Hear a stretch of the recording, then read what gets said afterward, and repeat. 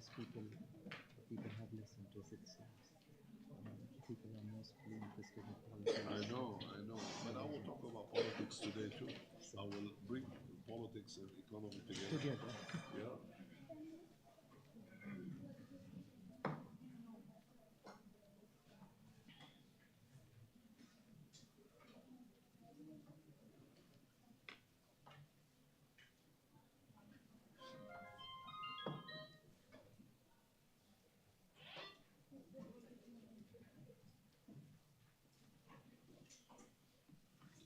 Shall we? Professor Salima? Yeah. Okay, good afternoon all,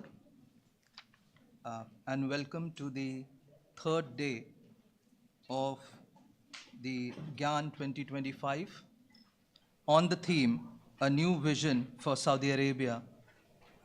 The region, as we know, is undergoing drastic changes and transformation, and Saudi Arabia is, it's not new for a country like Saudi Arabia as well, because Saudi Arabia is also undergoing massive change. And this transformation is, from an economic perspective, it's going to be a big change for the country. Today's topics that we are going to deal with is economic transformation in the first series of the lecture today. And the second series will talk about Vision 2030. To discuss these issues, we have with us a very esteemed guest who have been with us for last 2-3 days, Professor Joseph A. Kechichian. Sir, thank you so much for being with us. We welcome you again. Thank you. And I may now request Sir to begin his talk. Thank you, sir. Welcome back for day 3. I'm glad to see so many of you back. We're halfway there, another 2 days other than today. So hopefully today's presentations will be as engaging as the ones before. Now, of course, as I'm sure you know already, I'm not an economist by training. I'm a political scientist, but economy is very important. But what I thought I would do, not just throw numbers at you so that you figure out what's going on. You can always find the numbers online. But to talk about what economic diversification really means in the new context. And even when I talk about Vision 2030 in the second part of today's presentation, I also want to familiarize you with the kind of feeling that Vision 2030 has created. We're talking about economy, but we're also talking about the law.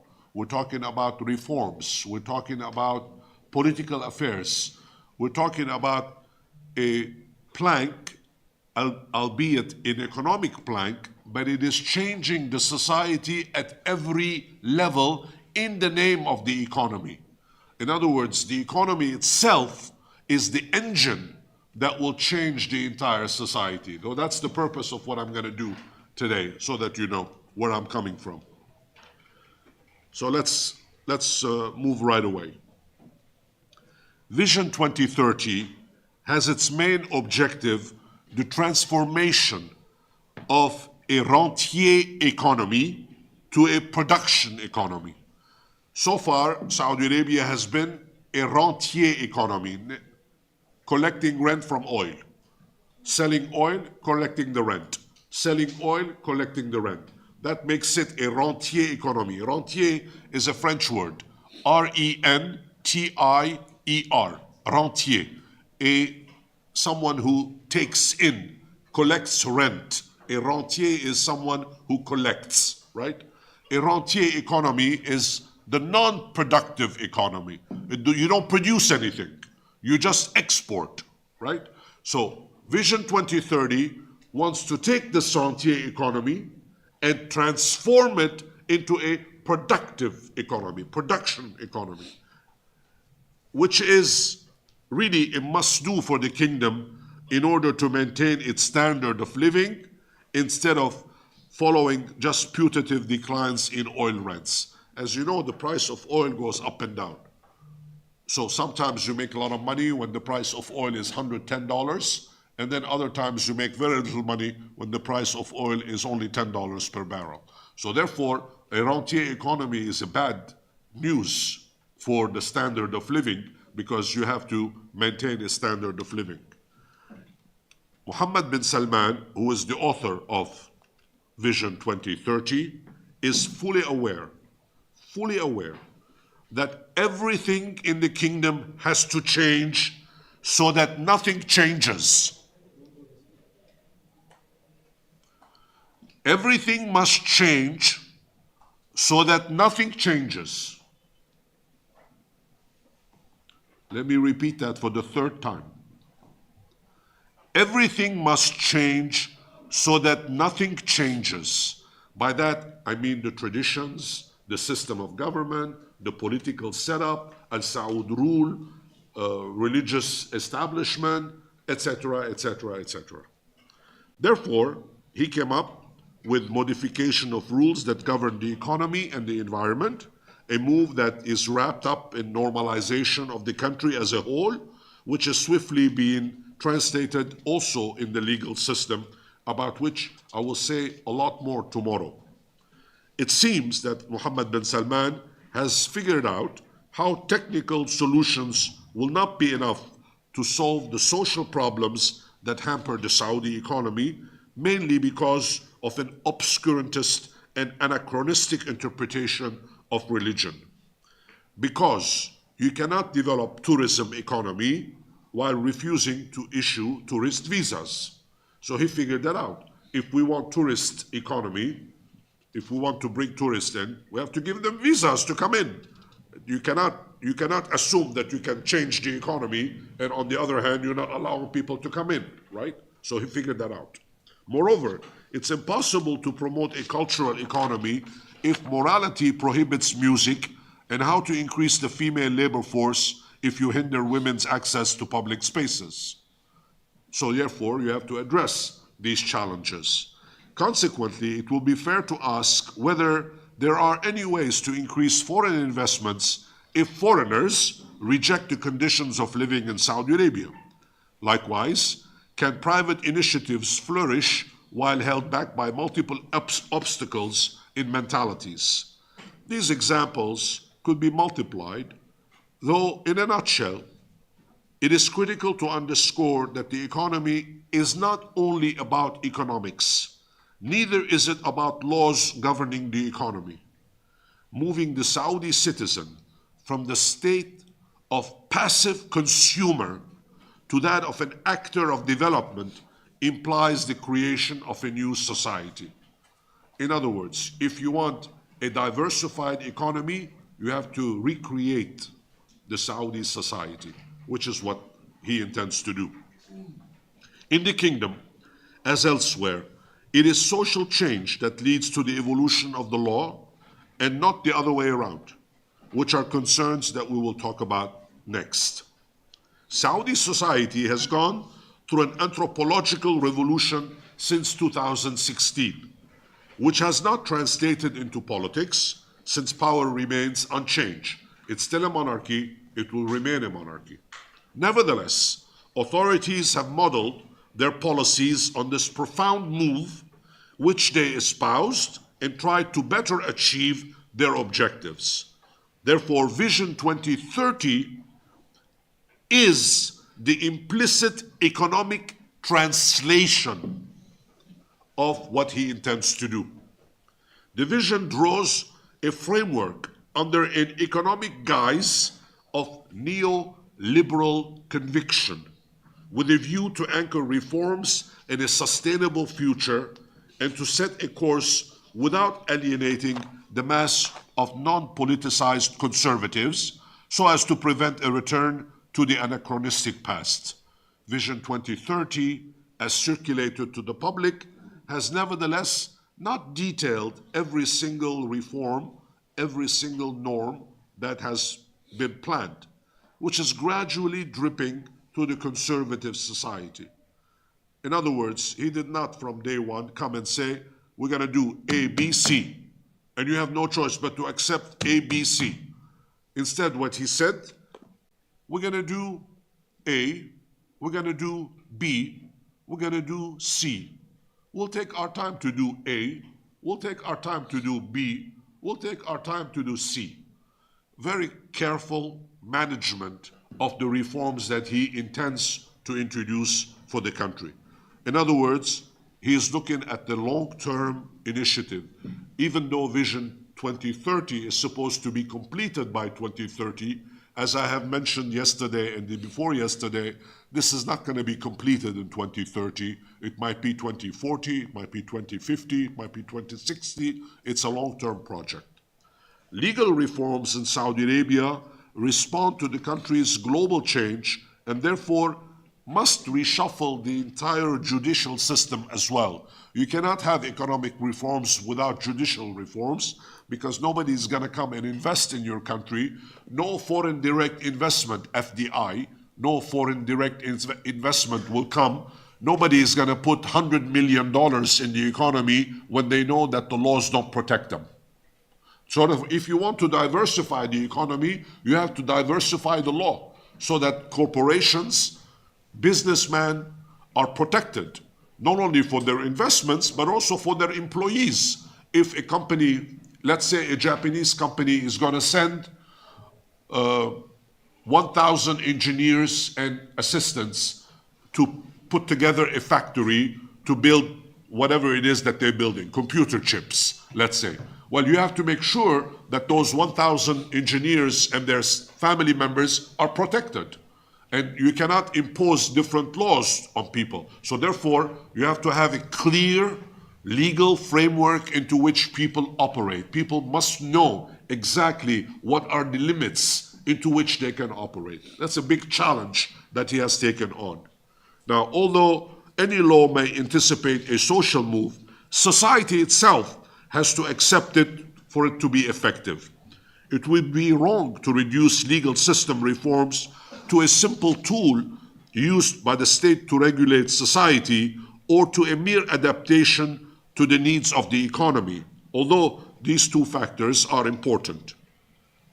An authoritarian power, like that in Saudi Arabia, nevertheless needs internal legitimacy to implement national moves, chiefly to liberate it from the rigid Salafi norms that existed before.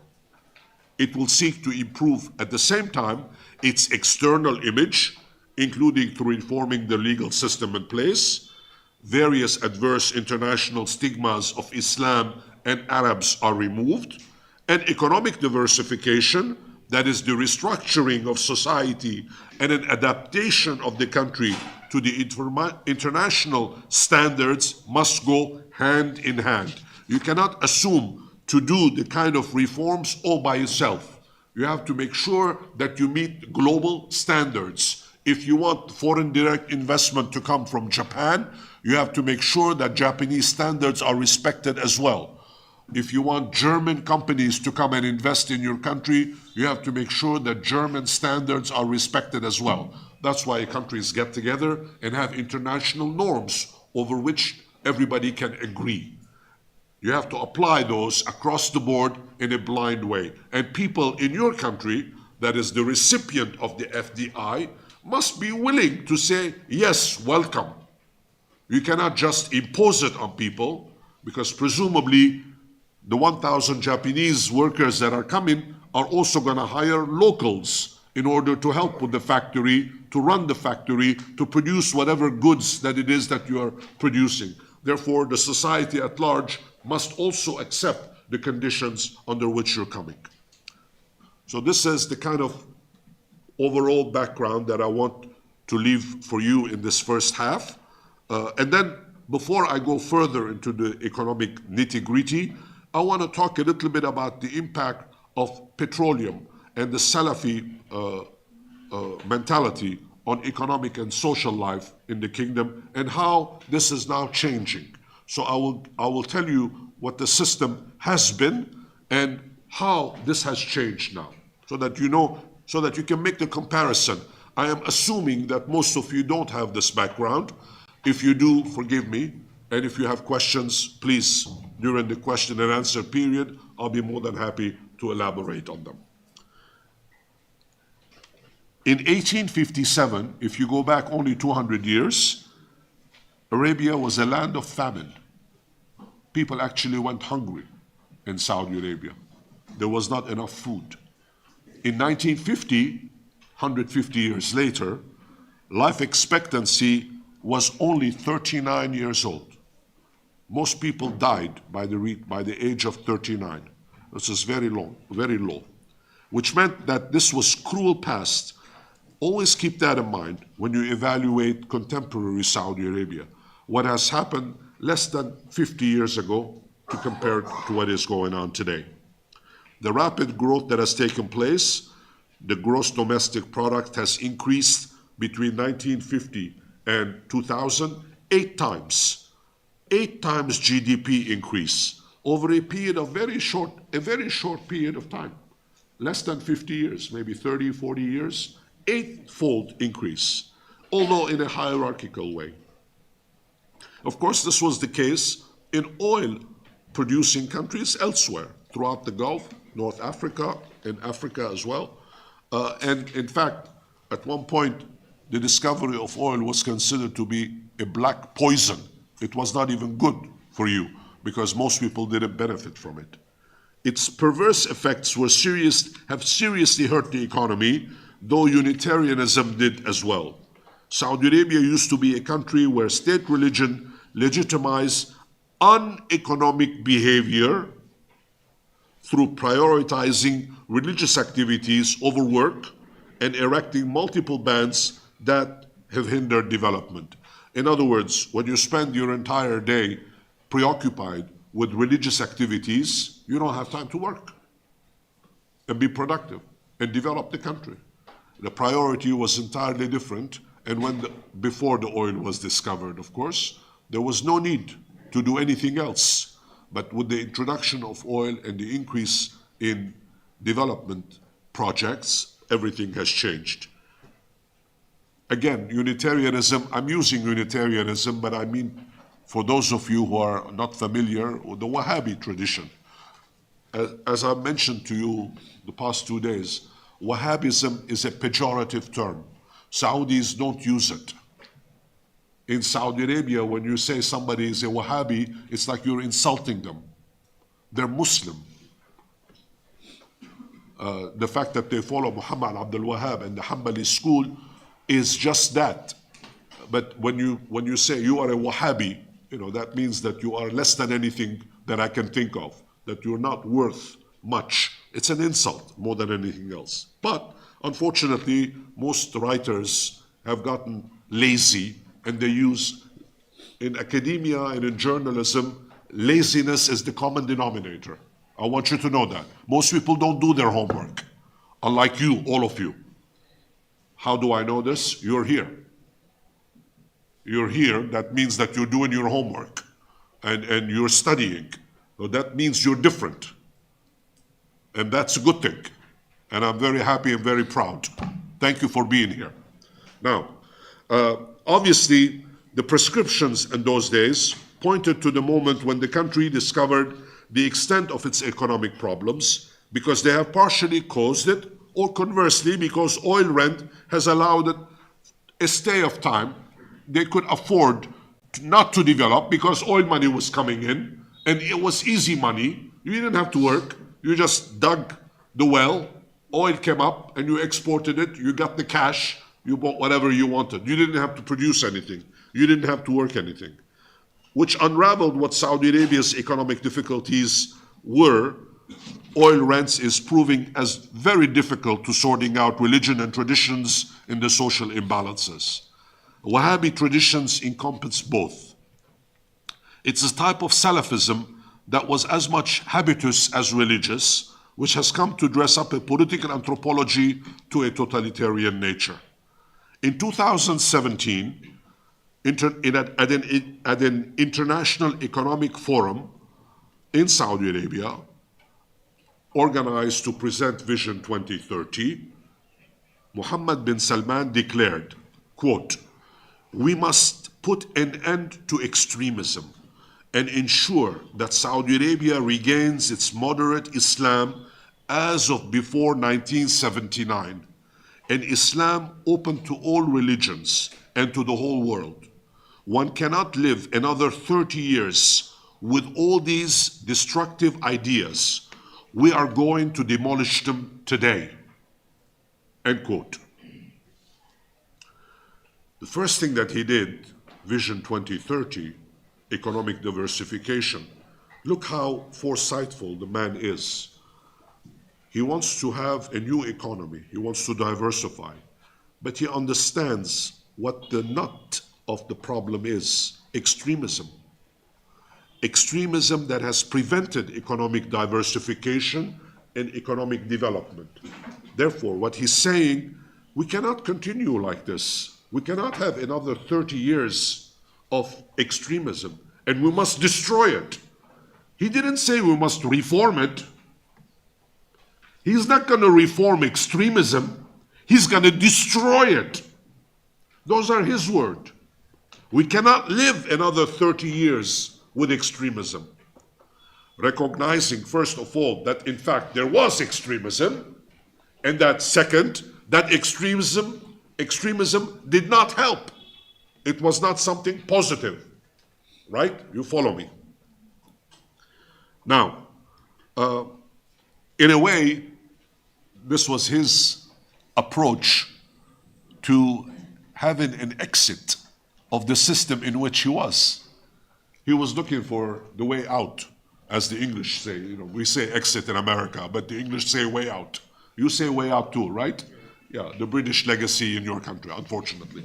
So he was looking for the exit door. He was looking for the way out. And he acknowledged that, in fact, he needed a way out.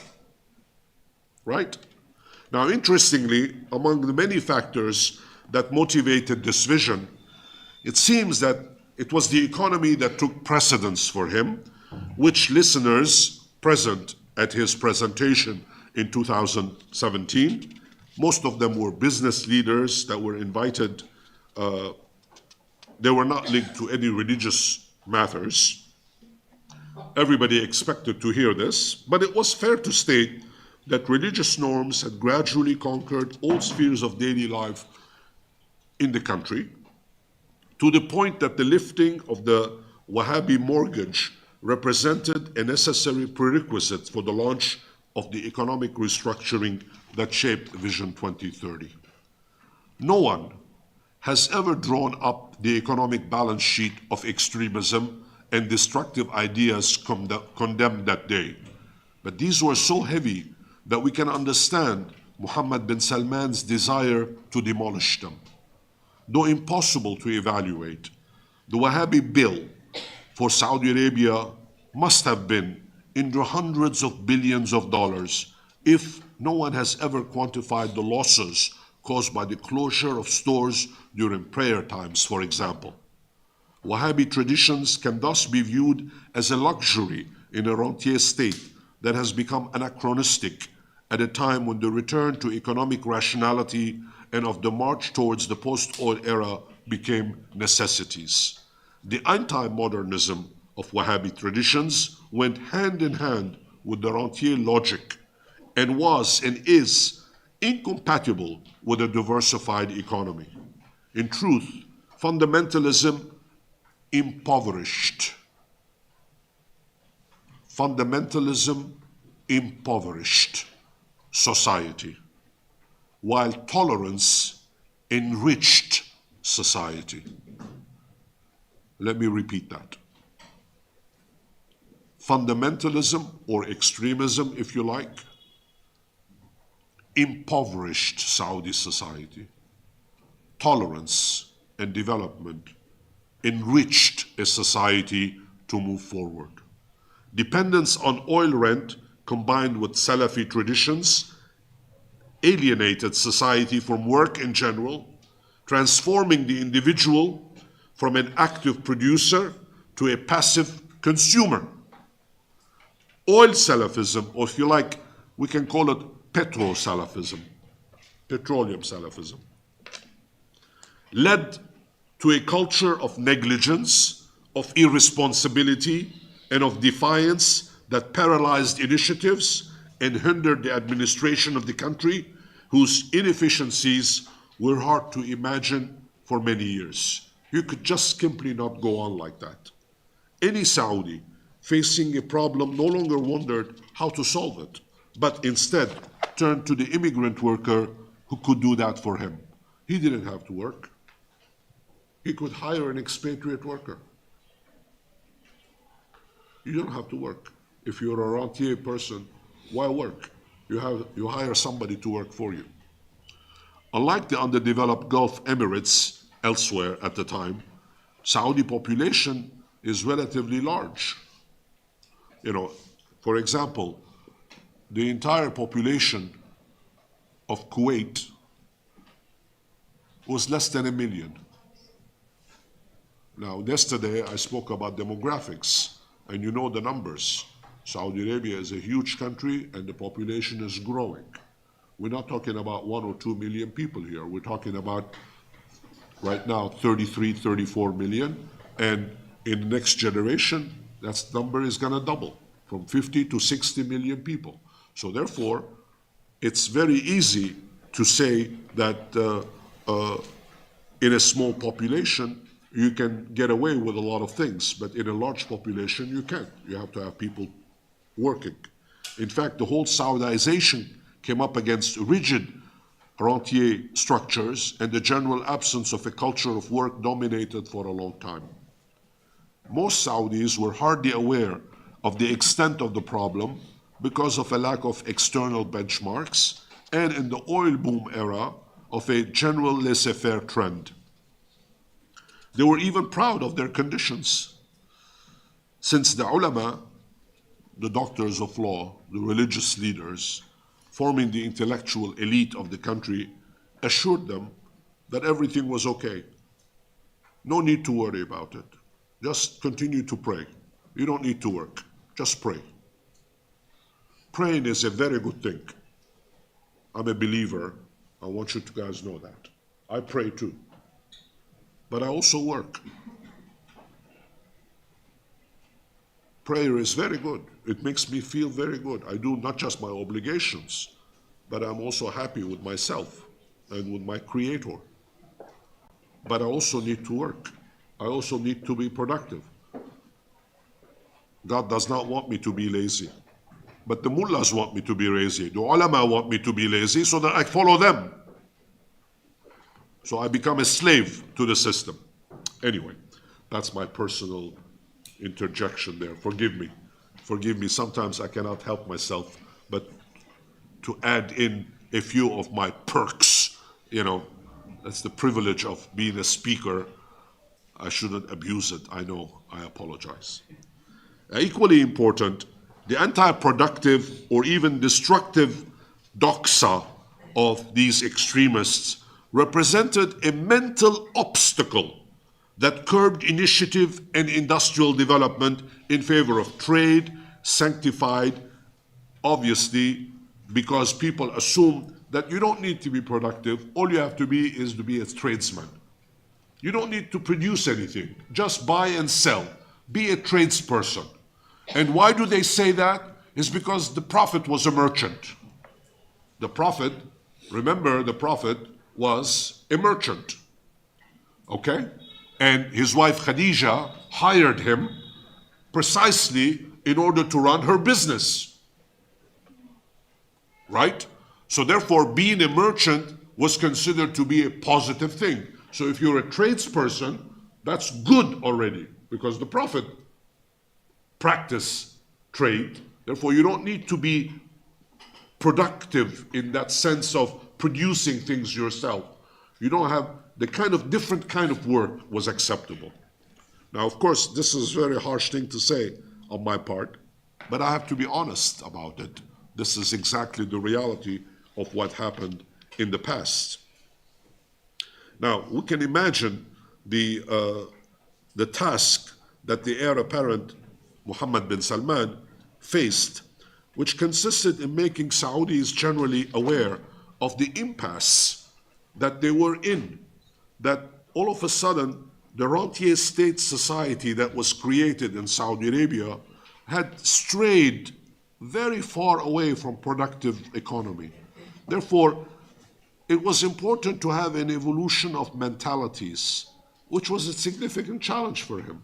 How do you reprogram people to think that it is important for them to become productive once again? And to change the mentalities of what it is that we're supposed to do, not just collect rent, but to actually add value, to create wealth. That requires a mental transformation, not only a policy. You know, you can have the policy, but that's not enough. You need to have people change their mentalities to approach work in a different ethical approach. Now, drawing up a progress report on Vision 2030, when he was talking on the 5th anniversary of the announcement, that is in 2021, just 4 years ago, Mohammed bin Salman identified that his priority had been to reform and centralize governance to combat mismanagement, irresponsibility, incompetence, corruption, and he estimated that 2015 was quite a difficult year. He said 80% of the ministries at that time were not efficient. His own words, not mine. He recognized that when he announced this in 2015, he acknowledged that 80% of the ministries were not doing their job, essentially. Okay? He wanted to address mismanagement, irresponsibility, incompetence, and corruption. And even more costly, but of course difficult to quantify in terms of numbers, was the damage caused by extremist fundamentalism to the tangible and intangible cultural heritage of Saudi Arabia. The delay recorded, for example, in archaeological matters, the neglect of vernacular cultures, and in general, the suspicion or even repression of individual initiatives and of the various fields of cultural expression, from music to sculpture via cinema and literature. All of these things had to be reintroduced. And I think, most people don't, I'm trying to sensitize you to these issues. For example, music. Let's take music as an example. Music has always been part of Arab culture, Arab tradition. But the fundamentalists after 1979 essentially curtailed music. It was forbidden to have anything in public.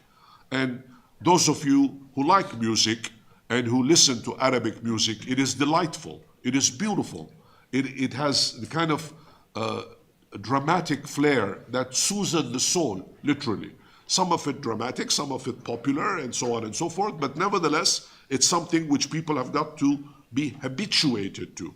All of a sudden, now people were free to actually play music, whereas before it was forbidden when the extremists were essentially in power.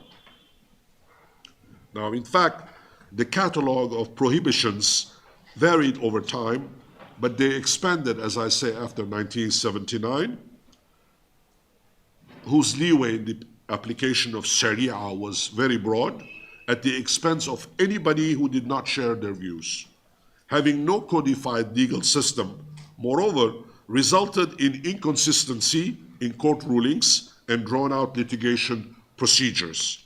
Consequently, the main victim was the diversity of Islam, which flourished nowhere as much as in its cradle.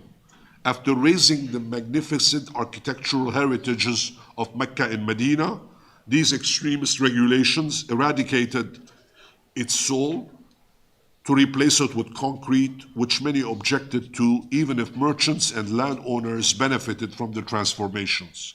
For decades, Saudis have suffered an amputation of their personality under extremist Salafi coercion, with all of its economic, political, social, and psychological consequences. That the Saudi social body was able to resist such a relentless, violent, and destabilizing attack on its culture seemed to be an amazing feat indeed. Now, adapting religion to modernity and no longer the reverse, adapting religion to modernity is one of the basic principles of the economic and social restructuring that is now underway. I want to repeat that so that you understand what I'm about to say next. What is going on now is an adaptation of religion to modernity, not the other way around. Before, it was the other way around. Modernity had to apply to religion. A rentier state had to produce income. Now, creation of wealth is going to be favored. Modernization will take precedence. Creation of wealth will take precedence. Now, the distrust of innovation, which has always been perceived, and wrongly, in my humble opinion, as the Trojan horse of westernization. Let's stop here for 1 second and define terms, because I'm using terms. I'm not sure all of you are following me, but I want to make sure that all of you are on the same page. Oftentimes we use words without really knowing what is it that we mean and where we come from. We talk, for example, about democracy a lot, right? There is no such thing. I want you all to be happily invested in that thought. Democracy is an ideal. Democracy is an ideal form that we all aspire to one day accomplish. The more accurate term would be democratization, a process of democracy that we are working towards it. Same with modernization.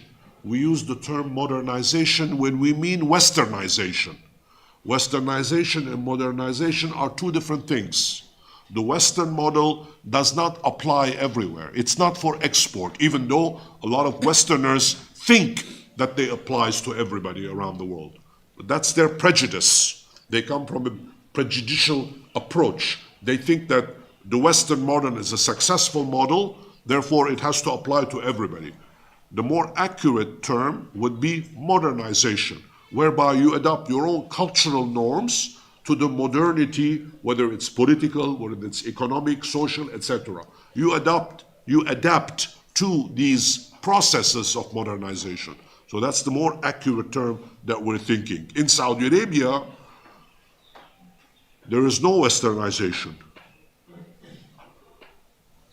It's a monarchy. And democratization has a totally different meaning, not in terms of democracy. Of course, I'm thinking of you because you're always asking me about Iran. And the same could be said also about Iran as well, because in Iran, there is this West-toxification approach that Iranians are essentially allergic to everything that's Western, because they have their own very proud traditions, and the Persian traditions are very important as well. So there is West-toxification for them. They want to stay away from it as much as possible. Well, in Saudi Arabia, it's the same thing. There is no Western approach. There is no westernization. There is modernization. They want to develop, they want to be part of the global system, but they don't want to necessarily import Western traditions. Now, it is possible to conclude that westernization has really paralyzed initiatives and assigned a country like Saudi Arabia to the function of a consumer society that only imports products. Since Saudi Arabia is a country with many untapped potentials outside the field of hydrocarbons, in the post-2015 opening to foreign investments, that's precisely the purpose of which is to develop vast mineral deposits, foster tourist sites where buried archaeological treasures abound, encourage the cultural economy, which the neighbors in the Emirates, in Qatar, have successfully done, all of which is to expand the economy by creating new jobs, from the kingdom's growing indigenous workforce. The only restriction to the entry of foreigners into Saudi Arabia, one of the few countries of the world that did not issue visas until 2019. Saudi Arabia has been issuing visas for only 5 years. Before that, you could not just go in unless you were there on business or Hajj and Umrah. That's it. What this meant was that you lost all that income, all that foreign income. Conversely, the austerity of social life imposed by conservatism has led to enormous indirect costs in travel and foreign spending by Saudis who were looking forward to escape internal pressures. In fact, at one point, Saudis were spending their money overseas rather than at home.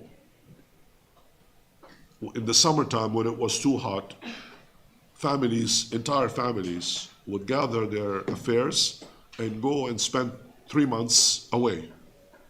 Whether it was the wealthy went to Europe, the less wealthy went to Egypt, they went to Lebanon, they went to Syria, and they rented an apartment there or whatever, they spent 3 months there.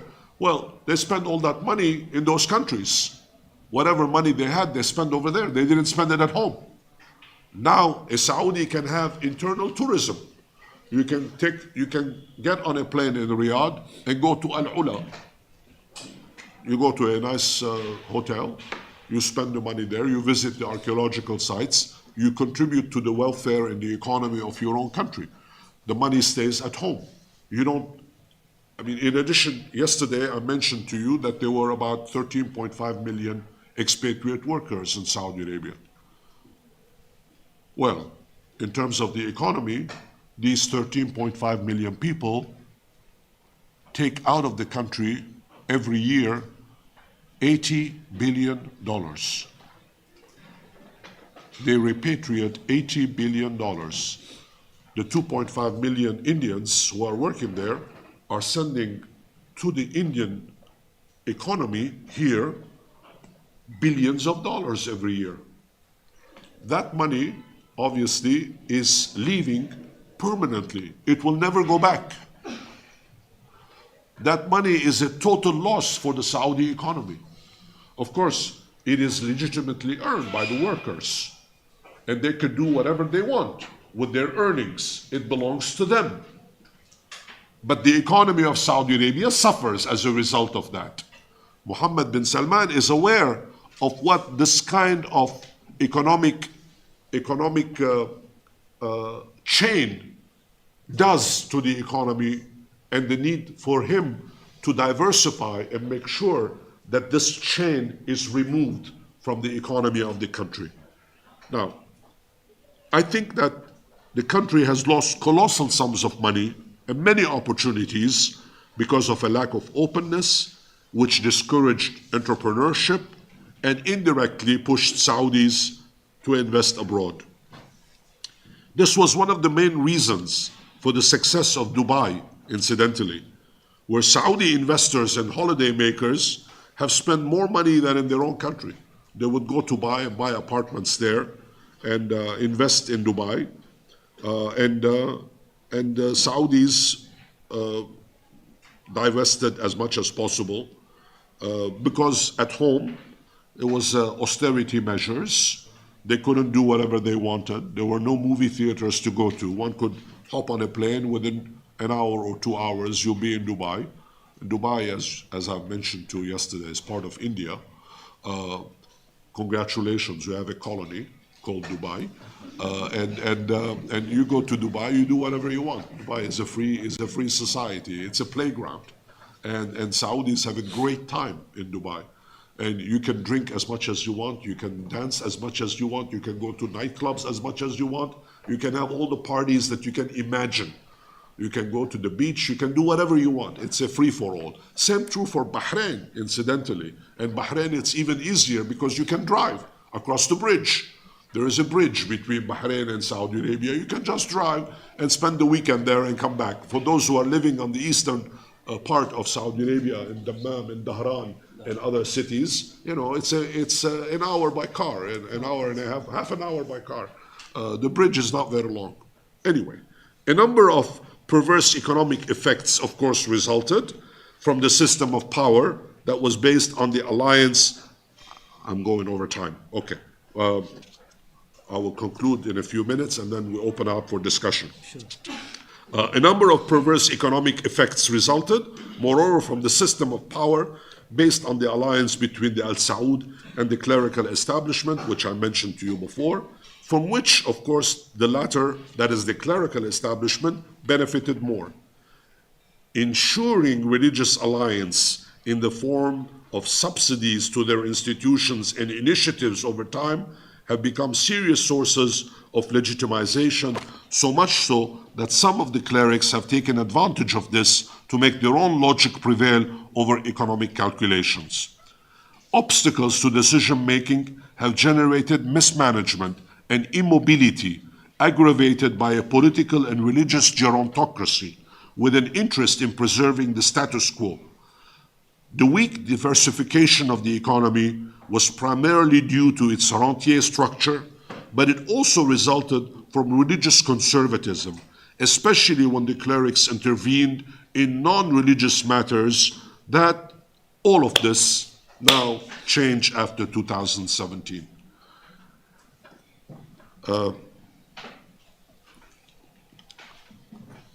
Clerics will not like what I'm about to say next. I will repeat that I'm a believer. I have faith. But religion is a good business. You all know that. I am not telling you something you don't know. It's good for business. It is a business. Religion is a business. And in the economy, it plays an important role. It's unproductive, but it makes people feel good. And in Saudi Arabia, this was no exception. They took advantage because they received all these subsidies. The clerical establishment was well off. They received a lot of subsidies, but that also hurt the economy of the country as a whole. In 2015, with Vision 2030 and the determination that Mohammed bin Salman had, I will repeat this so that you don't misunderstand me. Mohammed bin Salman is a believer too. He is a devout Muslim. He believes in God. He does his prayers. He gives zakat. He does all the requirements of religion, but he wants to evolve. He does not want to live in the 13th century. He wants to live in the 21st century. He wants his society to improve. And he wants no excuses in the name of nothing, in the name whether it's religion or anything else. No excuses to be non-productive. He wants everybody to chip in, everybody to assume responsibility.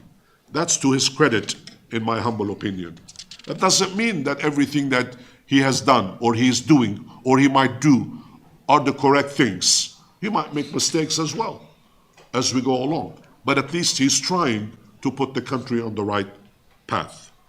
And I don't want to repeat what I said yesterday about women in the workforce as well, but that's another handicap which Mohammed bin Salman became very much aware of, realizing that, you cannot have women not being productive outside of the house. If a woman wants to stay in the house, that's her choice.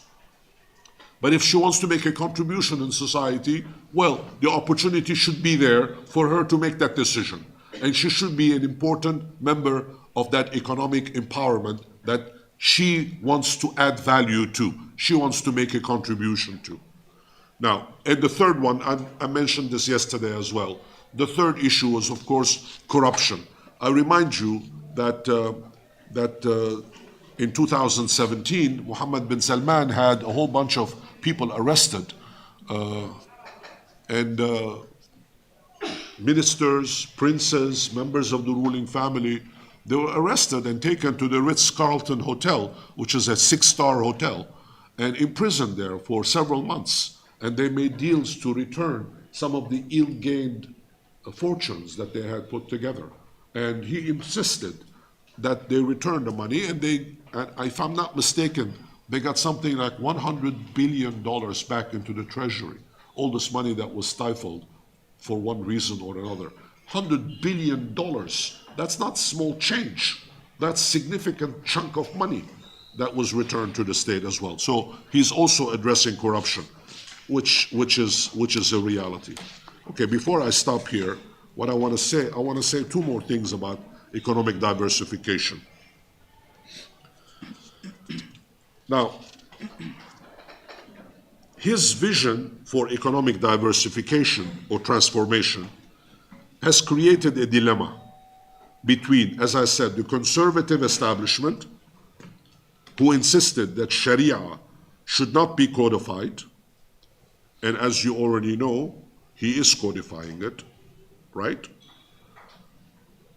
And on the other hand, he understands the reality that the state must not be in the business of religion. You have the conservative movement that insists on keeping religion on top of the agenda, and he is saying, fine, you do it on the individual level as a believer, but not for the state. He's saying this is not the business of the state. The state is not a church, it's not a mosque, it's not a temple. The church, the mosque, the temple, the religious establishment, all these wonderful spiritual needs that people have must be independent from the state. That's what he's saying. Now, opposing codification was a vested interest, of course, since the more laws are codified, the less judges have the power to shape society according to their will. The discretionary power of judges may thus be said to wither on the proverbial vine, something that received popular approval. Legal reforms, about which a lot more tomorrow, represented one of the main ways to the executive to bring the judicial power to follow the policies of change. The reason why such steps drew massive support among the public, exhausted by tight conservative control after 1979, when the clerical establishment saw its influence expand, was the reason why Vision 2030 was received with open arms. In short, mismanagement, disorganization, irresponsibility had reached such levels that it dried up resources that were sequestered the whole system, which therefore required radical reforms around a new rational economic paradigm. Mohammed bin Salman looked at Saudi Arabia and he said, I don't like what I see. In plain English, I don't like what I see. I see impoverishment. I see mismanagement. I see corruption. This is not going to help us. If we continue along this path, we are surely going to sink, and we will not be able to do anything meaningful for the future of the country. Therefore, the time has come to change everything. And I repeat what I said at the beginning. Everything must change so that nothing changes. Why don't I stop here and ask for questions, and then we'll continue in the next part on the Vision 2030 itself. Okay. Thank you. Thank you, sir, for giving a very analytical perspective on how the new kingdom is unfolding itself. May I ask for some questions from the audience, please, now? You can raise your hand. Okay, Shoaib. You can use it.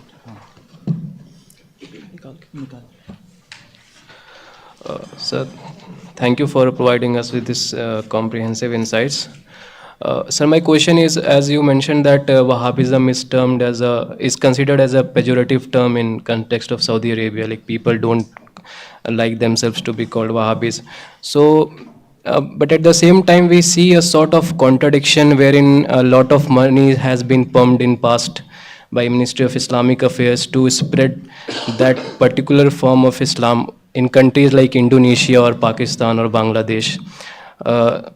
And the local form of Islams in these countries like Indonesia has very particular form of Islam. So this has been like it is evident that this has been like despised and been considered as something un-Islamic, the local practices. So don't you like what is your opinion on this, that these things, this although this is considered as a pejorative, but at the same time the same ideology is tried to be propagated in this Southeast Asia or South Asia? Take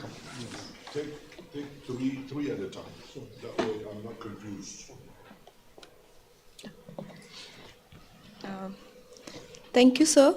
I have, I think, two questions. First is about the argument that the Saudi is trying to separate religion and the state, but the very foundation of Saudi Arabia is that agreement between the religious authority and the ruling monarch. So how, to what length, and how it's gonna happen that religion and religion and state can be separated in Saudi Arabia? And within this context, if we look at that, is this whole idea of state as a Westphalian, because Islam doesn't provide the concept of state, and Christianity managed to do all these things because there was reform within the Christianity. So while you reforming, or you make while you doing all those reform at the state level, is it the mean that it's gonna to affect the definition of the religion also? And yeah, I think I remember this one only. Thank you.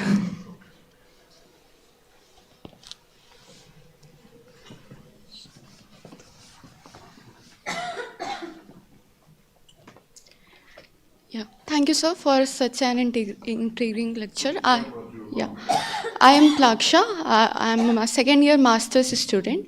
I wanted to know your perspective on instrumentalist view of women. Why I say this is because over the years we have seen countries easing out restrictions on women only because they need women, and not because, well, they are also humans and deserve basic human rights. So not only this put a burden on women to be useful, but also it instills fear on us ki if in future the states decide we are not useful enough, they can roll back the improvements they have been doing. So thank you. Let's take these three. And then we'll do it separately. I will start with the last one, women in the workforce. I will start with the last one, women in the workforce. It's a choice, it's a matter of choice. Unfortunately, women tend to work twice as hard as men. As a man, I have to acknowledge this. This is a reality. I know that all the women around in my lifetime work twice as hard as I have. This is nature. Now, it's unfair. I don't have an answer for you. I'm very sorry. Plus there is the childbearing issue, which is very critical for women. So you have to find the balance. You have to decide what is it that you want to do in terms of your contribution and how you want to make this contribution. It's very hard. I acknowledge that. Do I have an answer? I don't. I really honestly don't. I mean, I have a daughter as well, your age. She's a nurse, by the way. And she works very hard, and she works twice as hard as I do. And that's nature. What can I tell you that you don't already know? I cannot tell you anything else. Now, I want to next talk about this Unitarian, Wahhabi traditions. As I mentioned yesterday, and I'll repeat it again, I think that we have to really step away from the concept that Wahhabism, I'm using that term because you're familiar with it, even though it's a very pejorative term. It doesn't carry the kind of danger that a lot of Westerners associate with it, especially when we're talking about non-Muslim societies. Now, in the Wahhabi tradition is a threat essentially to Shia Islam more than anything else, more than any other Sunni tradition. I mean, you notice, for example, that the Muslim Brotherhood, for example, which is very prominent in Egypt, in Turkey, in Jordan, etc., they're the ones that can coexist with Unitarian traditions in Saudi Arabia. They don't have that much of a problem. But if you happen to be a Shia Iranian opposed to the Al Saud monarchical system, because the Iranian Ayatollah Khomeini was very famous for making all these statements that he wants to destroy the Al Saud family because Mecca and Medina were occupied territories. That's what he said. Mecca and Medina were occupied territories. Well, if you are a Saudi and you're a protector of Mecca and Medina, you're not occupying the country, you're protecting it. You know, that's a different approach. So we have to, you as an analyst have got to step away from this preconceived notion of what Wahhabi is and what it can potentially do. Somebody asked me yesterday or the day before yesterday about how this impacted on migrant workers that returned to India, for example, after living for a few years in Saudi Arabia, whether they brought with them all these traditions. It's up to you whether you want to bring anything or not. You're an intelligent human being. You have a brain. This is not decoration. It's here for it to be used. So you use it. If you think that Unitarian traditions, Tawheed, is something beneficial to you, good for you. If you don't want it, you don't have to bring it with you. Why are you afraid? Why are you afraid, first of all? Afraid of what? Is somebody holding a gun on your head and telling you, you better be a Wahhabi or I'm going to kill you? Has that happened? It hasn't happened. So you have to be careful about this. Now, the questions about secularization and separation of church and state, which is a Western concept pre-Westphalia. I'm sure you know already that Europe before Westphalia was a zoo. Was a zoo. European powers, they mastered the idea of killing each other. And the wars that they engaged in lasted hundreds of years. 30-year war here, 10-year war there, 100-year war there, killing each other all the time. I don't think there has been a continent as bloody as Europe. If you look at history, Europeans have mastered the art of killing, where they used to dismember people, literally, killing them in chariots, holding their hands, having horses draw, 4 horses go in different directions, and pulling people apart. The civilized British, remember what they have done in Scotland with the Scottish, the longest human occupation, 800 years plus now going. You think it's picnic for the Scots all this time? It was very awful. Westphalia came. Westphalia, the beauty of Westphalia is that people got tired of killing each other. They finally said to each other, enough already, we're getting tired of killing each other, I mean, even the butchers get tired after a while. So they decided separation of church and state, right? Between secularization and modernization, to use those terms that I have identified earlier, right? That does not mean that they are not religious. They're very religious people. And they continued their beliefs on a private basis. But they've decided that they want to take the state out of the religion business. And it has to do The same thing is happening in Saudi Arabia right now, only for economic reasons. The diversification that occurred in post-Westphalia Europe, which is what's occurring right now in Saudi Arabia and the other Gulf countries, is precisely that, for economic purposes. No longer, no longer for ideological reasons, but for concrete economic benefits. We need to do this in order to allow our members of society to become more productive. And that doesn't mean that we're not religious, we're not spiritual, that we don't pray, we don't do all these things. We do all those things, but we separate. The state is out of the religion business. Now, we call it secularization, right? That's the term that we use, secularization of the economy. That's what it is. It's secularization of the economy only, nothing else. And Mohammed bin Salman is doing that. He's doing a secularization of the economy, period, nothing else. Next round. Okay. Any question? Yeah.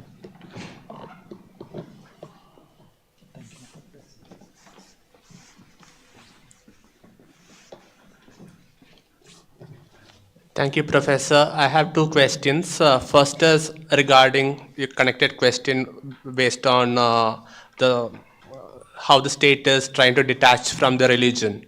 It is a hypothetical question. Will the future King Mohammed bin Salman will give up the title of the custodian of two holy mosques? That is my first question. Will he give up? Yeah. Okay. Given that he wants to detach state from religion. Second question is, what is the Saudi state has been doing to get rid of the rentier mentality among the youth, particularly through education? Thank you.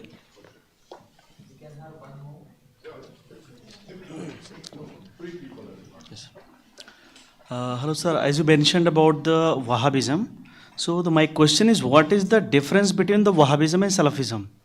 And if there is a difference, then how can we differentiate? Because there are some similarities, and Wahhabis are those who follow the Abdul Wahhab, and the Salafis, that term itself came from the Salaf, that's mean the three immediate follower of the Prophet. That's right. So how do we differentiate? Okay. And the second question is the codification of the Sharia.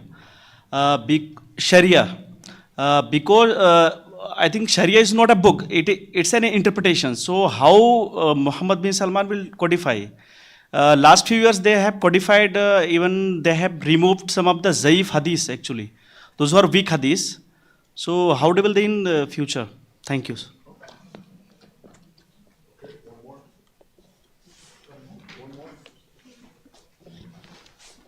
Sir, Saudi Arabia first used oil as a political weapon in 1973. So before that, Saudi Arabia's policy was that oil will be not used as a political weapon. But in the present context, do you think that Saudi Arabia will use it as a political weapon in against Western countries? Another time. In the coming time. Thank you. So let's address these questions. We'll start with the last one.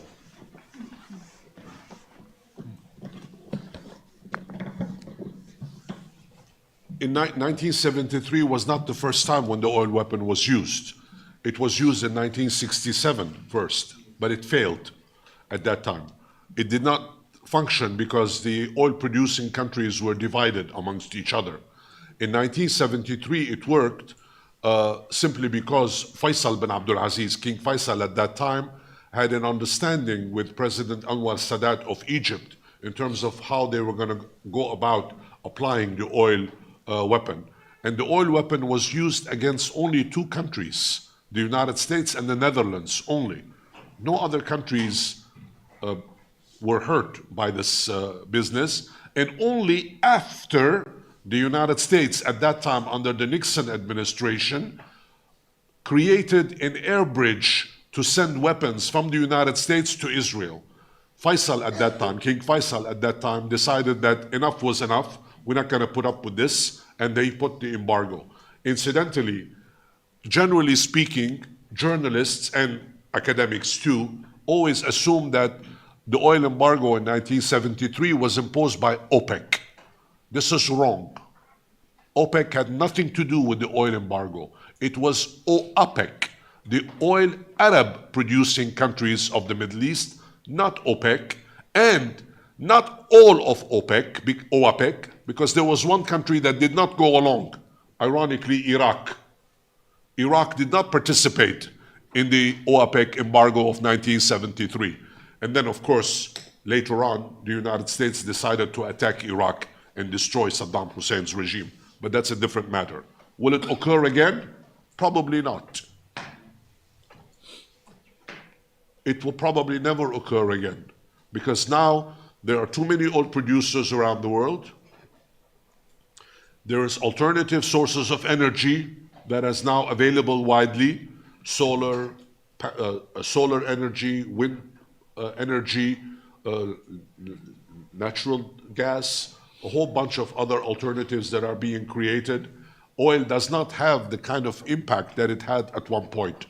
Incidentally, in some countries, oil is wasted for transportation purposes, like in the United States, for example. Most of the oil is used for transportation, whereas in other countries, oil is used for petrochemicals, for plastics, for health reasons, for a whole bunch of other reasons as well. And now there is a big dispute with Russia, and not just over the Russian gas exports, but the big dispute for oil now is for the new discoveries in the Arctic region, where there is potentially a large pool of natural gas and oil.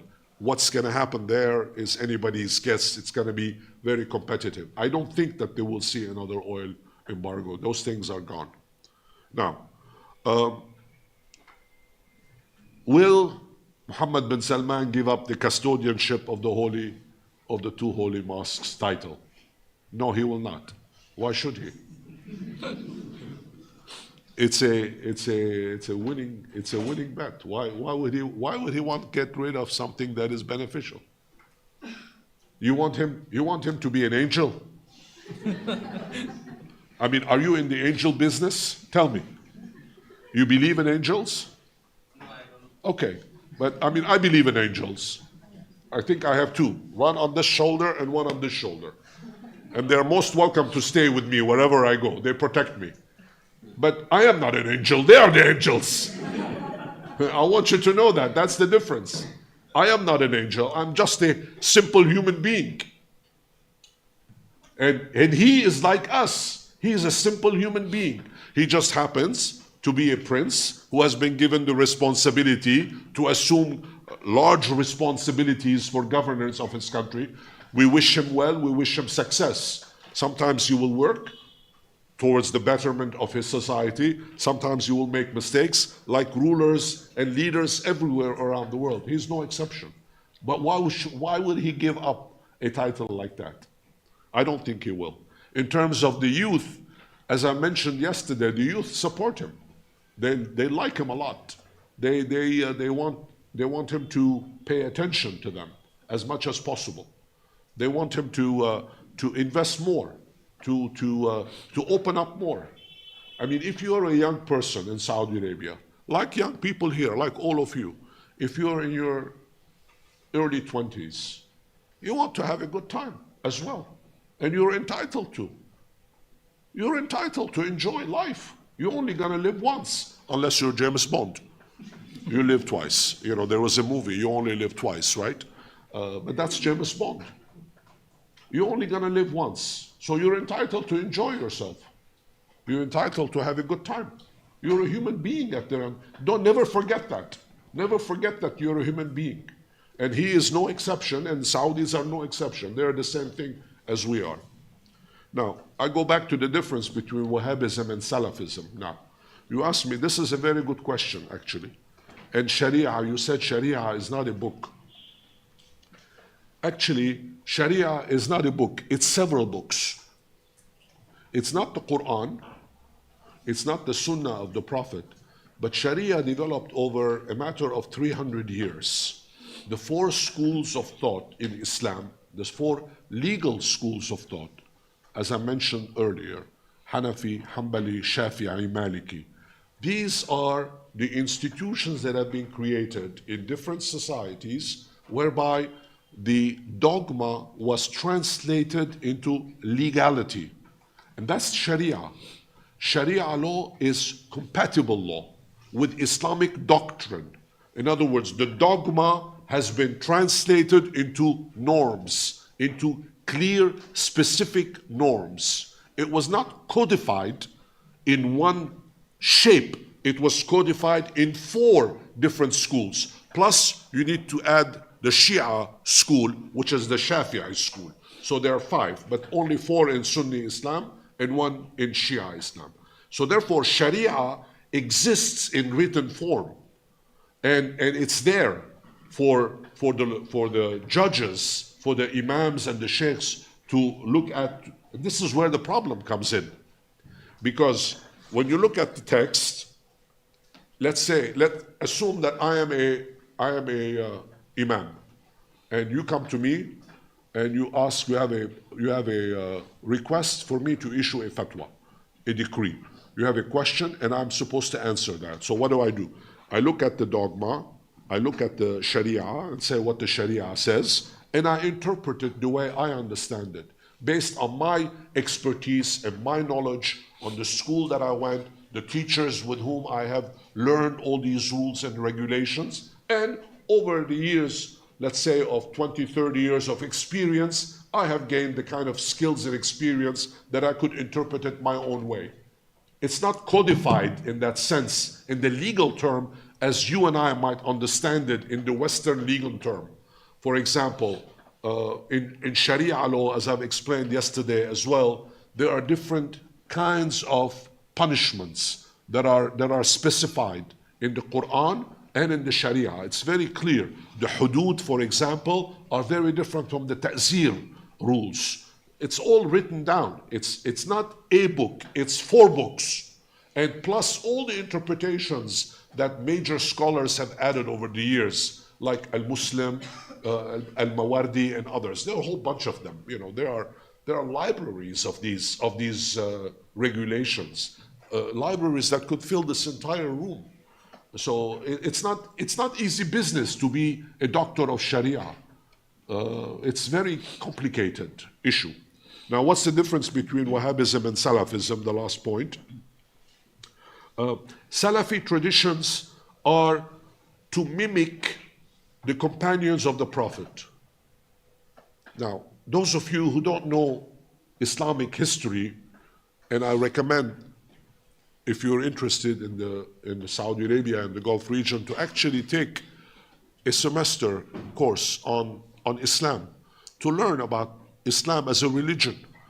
It will be helpful, really, it will be very helpful. You will understand what happened during the first 200 years of rule, where there were tribal clashes between the successors of the Prophet Muhammad, with Umar, Osman, and Abu Bakr. Abu Bakr was the first one, and you have all these, and they were all related to each other because they all came from the same clan, from the same community, essentially.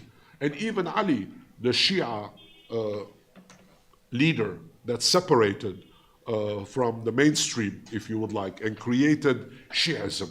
In fact, it's Shi'at al-Ali, the followers of Ali. All of this existed within a framework of a mentality that is very different. Those are all the Salafis applying the rules as they were 1400 plus years ago. Wahhabi traditions, Unitarian traditions, came in the 1700s with Muhammad ibn Abdul Wahhab, when he talked about unity. And I've explained to you yesterday the differences that existed on the Arabian Peninsula, where you had clannish warfare against each other and people interpreting left and right. Abdul Wahhab saw that this was getting out of hand, and he decided to unify them, and he spoke about unity, Tawheed. Tawheed is really what's important, unity. Unity in what? Unity in God. Unity in God. La ilaha illallah wa Muhammad Rasulullah. There is no God but God, and Muhammad is his prophet. Okay, this is the fundamental difference. The tribal traditions versus the unity of Abdul Wahab. All right, next round. Okay, any questions?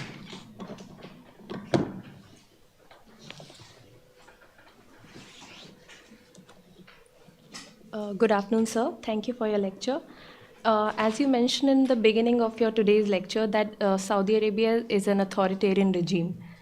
And before beginning of Vision 2030, Mohammed bin Salman gained internal legitimacy. So I would like to ask, does authoritarian regime really wants internal legitimacy to pursue any goal? Excellent question.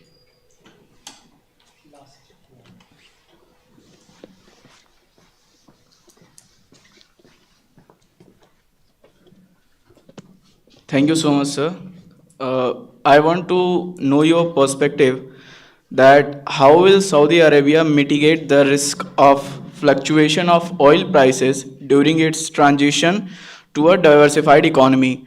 If Saudi sells more oil to generate quick wealth to put it in other diversified projects, so it will lead to the oversupply of oil in the world, and it could be result in the dropping of oil prices. So I want to know your perspective on this. Thank you.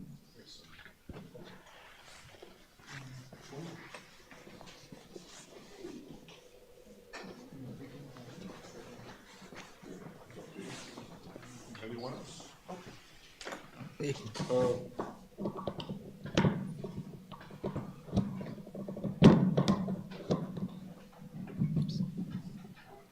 Yes, authoritarian regimes need internal legitimacy too. Again, we have to be careful about the terms that we use. Authoritarianism does not mean dictatorship. A dictator does not need legitimacy. An authoritarian regime does. A paternalistic regime does. Saudi Arabia is not a dictatorship. People might assume that it is a dictatorship. It's not. It's an authoritarian regime where it's a monarchy, where there is a single decision maker at the end of the day. But I would add that it is much more than an authoritarian regime. It's actually a paternalistic regime, a father figure, essentially. A paternalistic regime, and they do need internal legitimacy. Why do I say that? Okay, your question is very, very important. It's really, you've put your finger on the hurt, on the wound, literally. Because we have all these misconceived notions about the country. We think, well, it's a dictatorship. He's a dictator. You know, he's a murderer. He does whatever he wants. He can chop people's heads off. He can do this, he can do that. No, there's a price to pay for everything. Consultation is very important. Even though there is no, it's not a republic, there is no representative form of government, there are no elections, there are no political parties, still there are members of society that participate in the decision-making process at every level, whether it's at the local level, at the governor level, at the federal, at the monarchical level, where you have actually meetings, people who have a stake in the system participate in the decision-making process. And you better listen to what they have to say. If you don't listen to what they have to say, then you will create fitna in Arabic. You will create the kind of the division in the country that will encourage extremism to flourish. And this is what happened in 1979, before 1979. Where did Juhayman bin Utayba come from? Did he land from heaven? Did he have Indigo Flight 622 from heaven? No, he did not. He was part of that society. Extremism was generated because he perceived that the Al Saud family were behaving in ways that were not in the best interest of Saudi society. Therefore, he created this internal division. And the Al Saud family were awakened to this. They quickly handled it in a proper way. And they not only caught him and executed him, he and his followers, but made sure that extremism was dealt with in an open and free fashion. Therefore, authoritarianism does require internal legitimacy. And you know, I mean, during Ramadan, every year, the royal court, moves from Riyadh, it goes to Jeddah and to Mecca. They stay there the whole month. And they perform not just the rituals of Hajj, but they also receive dignitaries there. They have a nightly iftar to welcome whoever wants to assist. This is part of legitimization. This is internal legitimization. You are showing to the public that you are responsible towards your population, that you are not some alien figure ruling over them, that you are taking care of them. And it's important to keep in the back of your mind that even authoritarian leaders must be accountable at the end of the day. Especially, we're talking about economic diversification, right? We're talking about the importance of economy. Well, if after a period of time, you know, Vision 2030 is now implemented, but let's say, for the devil, I'm playing devil's advocate now. Let's say that 10 years passed and the economy did not improve and people did not acquire more wealth and more jobs were not created. You think he would last in power? He will not. He will not. Mark my words. He will have to respond so that it meets the needs of the population. There is responsibility that goes along with authoritarianism. And in your mind, as you develop your own thinking about these issues, be careful when you separate such thing as dictatorship, authoritarianism, representation. Don't mix everything together. Each one of them is a different context. For example, the generals that rule over Myanmar are dictators. Vladimir Putin in Russia, even though he's elected, is a dictator. I don't mind saying that in public. He's a dictator because everybody is under his control. He can do whatever he wants with them. He goes to war without asking the Russians whether they want to go to war or not. Mohammed bin Salman is not a dictator. He's an authoritarian leader. He has a plan. This is my plan. And I want you to follow this plan because it's good for us. But he has to deliver. Yeah. So there was a question about oil. About oil. Yeah. Sorry, I forgot about oil. See, it's good that it reminds me. I'm an old man, you know. I forget. Fluctuations in the price of oil. Yes, this is a real dilemma. Every time price of oil fluctuates, Saudi economy loses a lot of money. When the price of oil goes up, obviously the income is tremendous. When the price of oil goes down, they lose a whole bunch of money. Now, compared to the pre-2015 period, today Saudi Arabia makes between 50 and 60% of its income only from oil. So about 40% now is from non-oil generated income. And that gap is growing. Every year that passes, more money is coming from non-oil resources. And Vision 2030's objective is to make sure that the income from oil goes further down as the income from non-oil resources go up and up and up. We will see what happens because fluctuating oil prices are not in the interests of a booming economy like Saudi Arabia. Okay. Yeah. Okay, we'll close this session and we'll gather here in half an hour or so. Let's have tea outside. Thank you.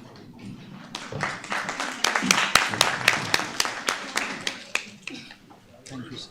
It was wonderful. Thank you. So what do you think about Arab NATO?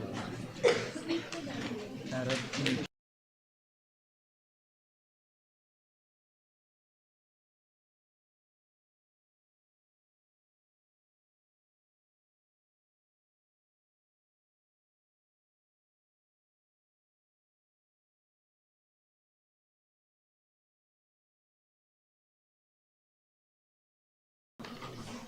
Before I start the session, there were several questions that were asked by a number of you in terms of what I had mentioned.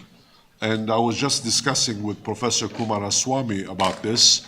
They were interested in taking a course on Introduction to Islam. And he informed me that he's going to offer a course starting next semester, I think, on the subject, which is good news. And I encourage you to attend and take this course. In the meanwhile, while you are waiting for this course to happen, if you're interested in the subject, and I highly recommend that you look into it, the easiest way is to go to the library and pick up one of the books, Introduction to Islam, written by Malith Rusvan, for example. There are a number of titles. You can go on Amazon.com and look at all the titles that are available and go to the library and ask the librarians for assistance. All you need to do is pick one of these books on Introduction to Islam to give you a background on the religion. And it's very important for people who are studying Saudi Arabia to actually know something about Islam as well. It's not, we are all prejudiced. We all have preconceived notions. And the best way to address these preconceived notions and become less prejudiced is to actually learn about it. It's very easy. It will take a little time for you to read it. You are students, of course, you do a lot of reading. And I am very happy to be amongst fellow readers. I like to read a lot. I read a lot. And I recommend that you spend the rest of your time on this planet before you check out to go someplace else. You never know where we're gonna go, but eventually we go someplace else. On this planet, books are available. Don't waste time. Every time you read a book, you're a different person. So the average person in the world now reads less than one book per year. That's a tragedy. I recommend that you spend your time reading and set yourself a goal. This year I'm going to read 25 books, or I'm going to read 50 books. It doesn't matter what you read, and read everything. Not just your area of specialty. We're talking about the economy today. Don't just read about the economy. Read about philosophy, read about architecture, read about urbanization, read about food, read about the trees. My favorite subject on the planet, trees. Is there anything better than trees? Nothing better than trees. So read about everything. The more you read, the better off you are, trust me. Sorry for that, I couldn't help it, but since you asked me the question during the break about what you can do, and Professor Kumaraswamy is going to offer the course starting next semester on Islam, I highly recommend that you register and take the course. All right, now we're going to talk about Vision 2030. In the first part of today's presentation, I spoke about the diversification of the economy and how it was so critical for the government to actually separate these two and understand that we could not go on the way we did. Saudi Arabia could no longer afford the kind of economy that it had when it was a rentier economy.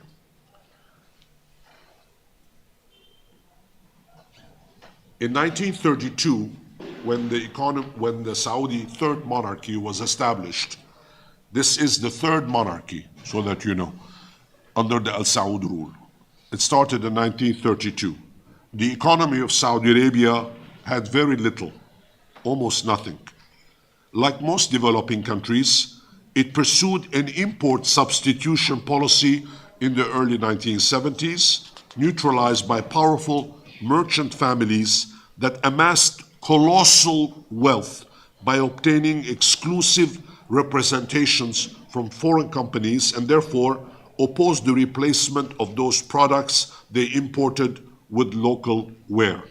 This was the source of the corruption, of course, but it was an opportunity for leading merchant families to accumulate wealth. And I remind you, before the discovery of oil in the 1930s, and before the accumulation of wealth in 1974, the Al Saud family used to borrow money from the merchants to run the state.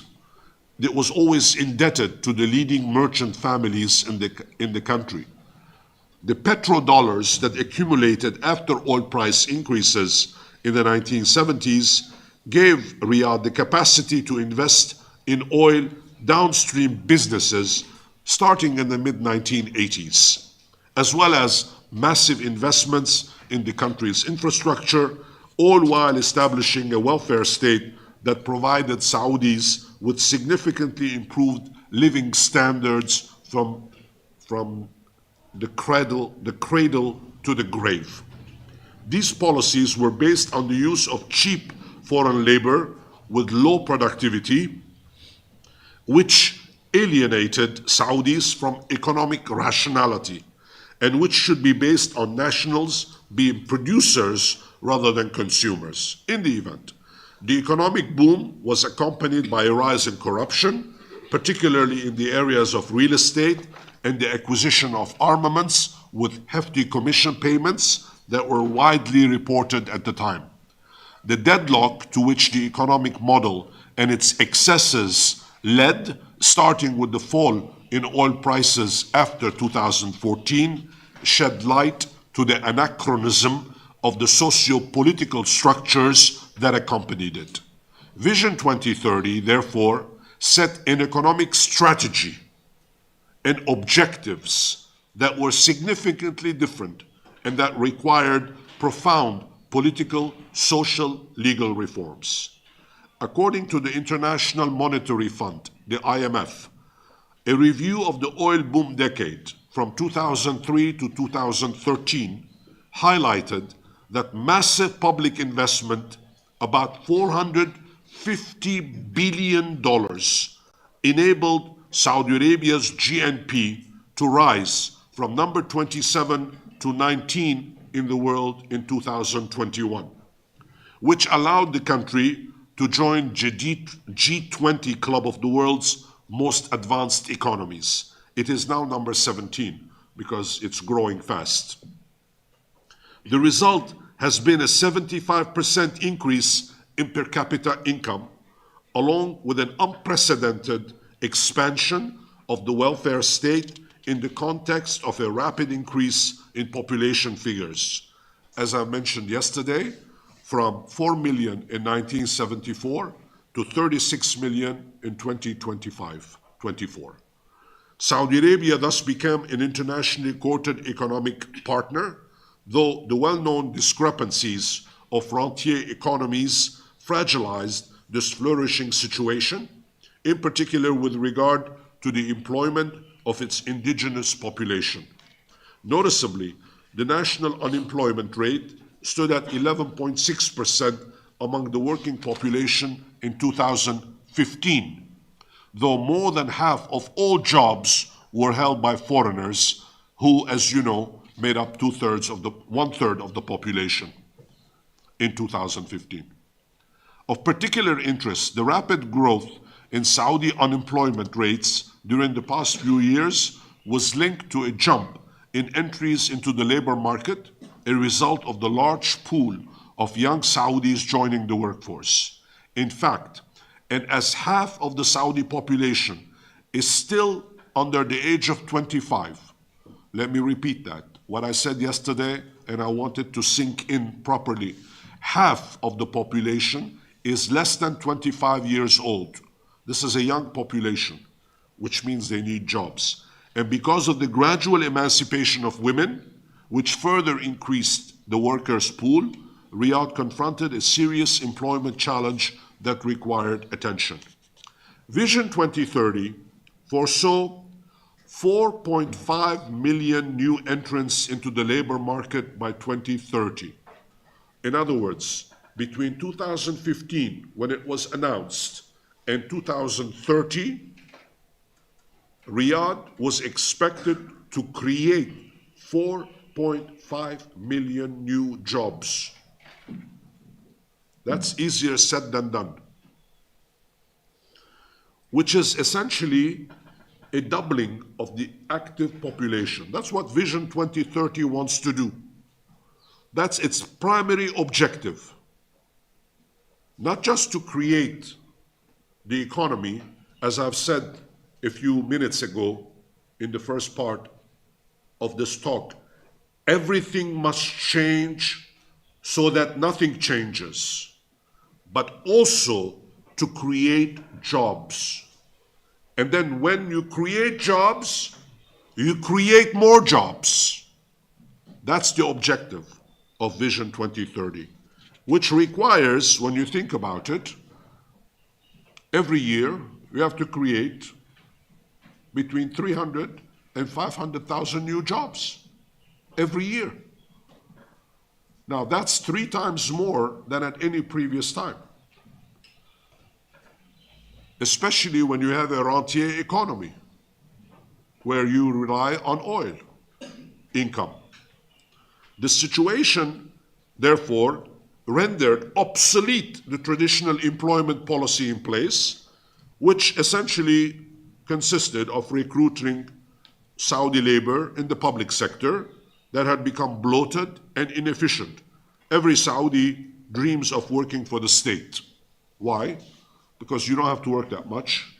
Second, you can take all the vacations in the world. Third, you have a high salary. You have health insurance.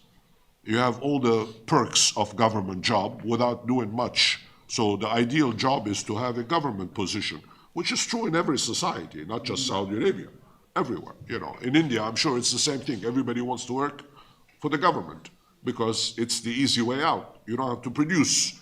You're on the payroll, essentially. At the same time, Vision 2030, about 85% of all private jobs today, private jobs, 85% are held by foreign workers in the kingdom. 85% of the private sector prefers to hire non-Saudis in the workforce because they're much more efficient and they're much more productive, which further means that the public sector came under further pressure, not to say, well, I'm going to say it, useless. This is the case because the preserved favorite Saudi nationals, since wages tended to exceed those offered by the private sector.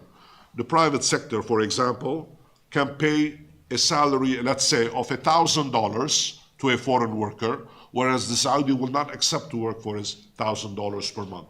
The Saudi, to do the same job, they would want to have $3,000 per month, 3 times more expensive. Well, if you are the business owner in the private sector, why would you hire somebody for $3,000 when you can hire somebody for $1,000? It makes sense, right? Like everywhere else in the world. These wage fluctuations by as much sometimes as 70% between private and public sector. Consequently, overall labor productivity remains very low, mainly due to the reliance on cheap, unskilled foreign labor. It must be acknowledged that the sponsorship system in place encouraged the import of labor and discouraged the work of nationals, something that was unsustainable over the long term, in which further necessitated attention. Its gradual replacement with standard labor laws, the first stage of which came into effect in 2021, could well be very painful for Saudis, but the effort represented a necessary condition for the rationalization of the labor market. Remarkably, the reform measure progressed rapidly, and an estimated 2.24 million foreign workers left the country from the launch of Saudization in 2017, although, as I have mentioned and I'll repeat it, most of these folks left because of COVID-19. Just so that you know. They did not want to necessarily leave, but because of family reasons, they left. At this paradigm illustrated, the reforms promoted by Mohammed bin Salman change everything in a very subtle way, keeping the old frames and gradually voiding them from their substance.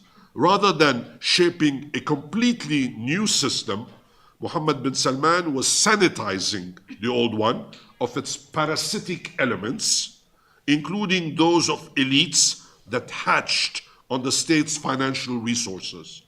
It may well be argued that the heir apparent was cleansing the system's anachronistic frame in order to integrate his country into the global economy, which operated according to specific rules and regulations. Saudi Arabia was in fact encapsulated in the system of political, economic, and religious power formed over decades under cover of the exceptionalism of the country of the two holy mosques. With Vision 2030, Mohammed bin Salman contemplated reforms of the Saudi extremist complex, which satisfied the founding pact of the Saudi state, but at the same time required dramatic transformations if it were to survive and to preserve. In fact, the Western cliché of a Wahhabi Arabia was defined to be outdated, though the heir apparent could not be accused of hostility towards religion, since his intention was to adjust the system in place from the one that was differential to fundamentalism to an Islam that coped with modernization. In short, it was accurate to state that the application of his programs marked the end of the primacy of the spiritual over the temporal. Let me repeat that. Vision 2030 is the application of his programs that ended the primacy of the spiritual over the temporal. For him, religion was to serve the prosperity of society. Therefore, the purpose of Vision 2030 is to introduce prosperity. Vision 2030 is an economic plan. It has a purpose. The purpose is to create wealth, to add value. The purpose is to have prosperity for a majority of Saudis. What does that mean? That means wealth. That means you become wealthier. That means that you have to work more to make more, to earn more, not the other way around. If Saudi society used to be passive, assisted, and cut off from the outside world, was to be free from the archaic shackles established in the name of religion to transit towards an entrepreneurial culture where the creation of wealth, creativity are allowed to thrive, then Mohammed bin Salman advocated for his country the substitution of a mercantile objective for ideologies, unlike the political Islam that we discussed earlier, to reinforce recent trends to disassociate philanthropy from religion, another sign, among others, of its secularization. In other words, the wealthy could not just be expected to be philanthropists by doling out free gifts, but are invited to invest in the country, not just to give gifts, not just to be philanthropists. If you are a real Saudi, a real believer, you take your wealth, you invest it in the country, you hire people, you give them good salaries, they produce goods, and the economy prospers. That's what Vision 2030's objective is. Make no mistake about that. Now, of course, between 2015 and today, approximately 10 years have passed now. And can we pass judgment on Vision 2030 in the first 10 years? What can we say? Before I go on, I want to add my own view first. This is my personal view. I think it's too early to know. 10 years is too early to know. Remember yesterday what I mentioned to you, whether it was it, I don't know whether it was here or elsewhere. Richard Nixon was once talking with True and Lie And he asked what he thought about the French Revolution, which had occurred in 1789. And Xu Enlai replied by saying, well, it's too early to know. It's 1789. It was too early to know what was the impact of the French Revolution. Well, the same thing here with Vision 2030. It's only been 10 years. It's too early to know whether it's going to be successful. Now, before I go on as well, I want to tell you what Vision 30 has done. First of all, it unshackled the chains that existed on the system. Those are gone now, right? A Saudi that wants to invest in the country today can do so freely, without too many questions asked, without too many hurdles to cross. Foreign direct investor who wants to bring in financial support to build factory is now welcomed. You can come and establish whatever it is that you want to establish, factory, business, etc. They're doing everything in their power to encourage foreign direct investment. But foreign direct investments tend to be very shy. People are very cautious with their money. People all over the world hold on to their money. An investor that wants to put, let's say, $100 million in Saudi Arabia, he wants to make sure that $100 million, that he will get something back. He does not want to write it off. If something goes wrong, he does not want to write it off. He wants not only to make sure that he gets his money back, but he also wants to make a benefit, a profit. He wants to make sure that there is a return for his investment. Let's say that SoftBank in Japan, as an example of Vision 2030, SoftBank in Japan has decided to invest in PIF, the private fund, that is involved in the construction of so many projects, whether it's at NEOM, whether it's in Riyadh itself, and they want to create all these facilities, banking system, and so on and so forth. Well, SoftBank needs to have guarantees. And who's going to provide the guarantees? The government is going to provide the guarantees. So therefore, the government is taking on a risk just as much as SoftBank is taking a risk in investing under Vision 2030. I'll bring in $100 billion, but you have to make sure that the laws allow me not only to expatriate my firms, in other words, whatever profit I make, I can take out. You're not going to tell me that the $100 billion produced $10 billion benefits and I'm not allowed to take it out. You can't do that. And Vision 2030 allows for the full expropriation of benefits. Expatriation, pardon me, not expropriation. Expatriation of benefits. If you make $10 billion benefits, you're free to take it out. Presumably, this will encourage others to know that if you make benefits in Saudi Arabia, you can repatriate your resources freely, no questions asked. Now, of course, remember the whole taxation issue. Foreign direct investment is also subject to taxation. I will talk about that in a second. But again, I want to mention the rules of Vision 2030. Vision 2030 has new taxation rules on corporations. In Saudi Arabia, there is no income tax. Nobody pays income tax in Saudi Arabia. You pay under Islamic law zakat, which is Islamic tax, if you would like to say that, which is 2.5% of your income. You're supposed, as a good Muslim, you're supposed to give to charity 2.5% of your annual income, right?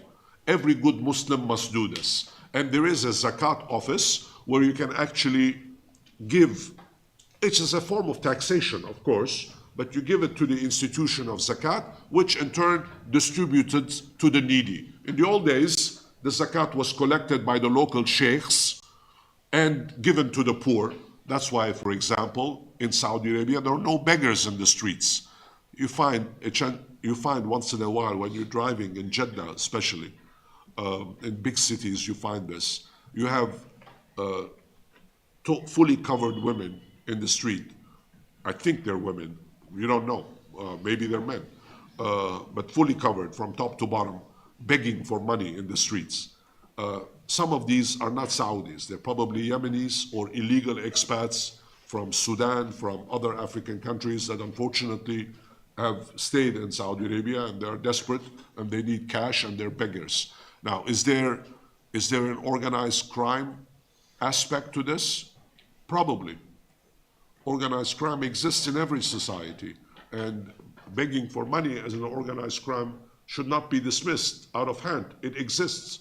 Unfortunately, it's one of the scourges of society. So therefore, taxation also becomes important.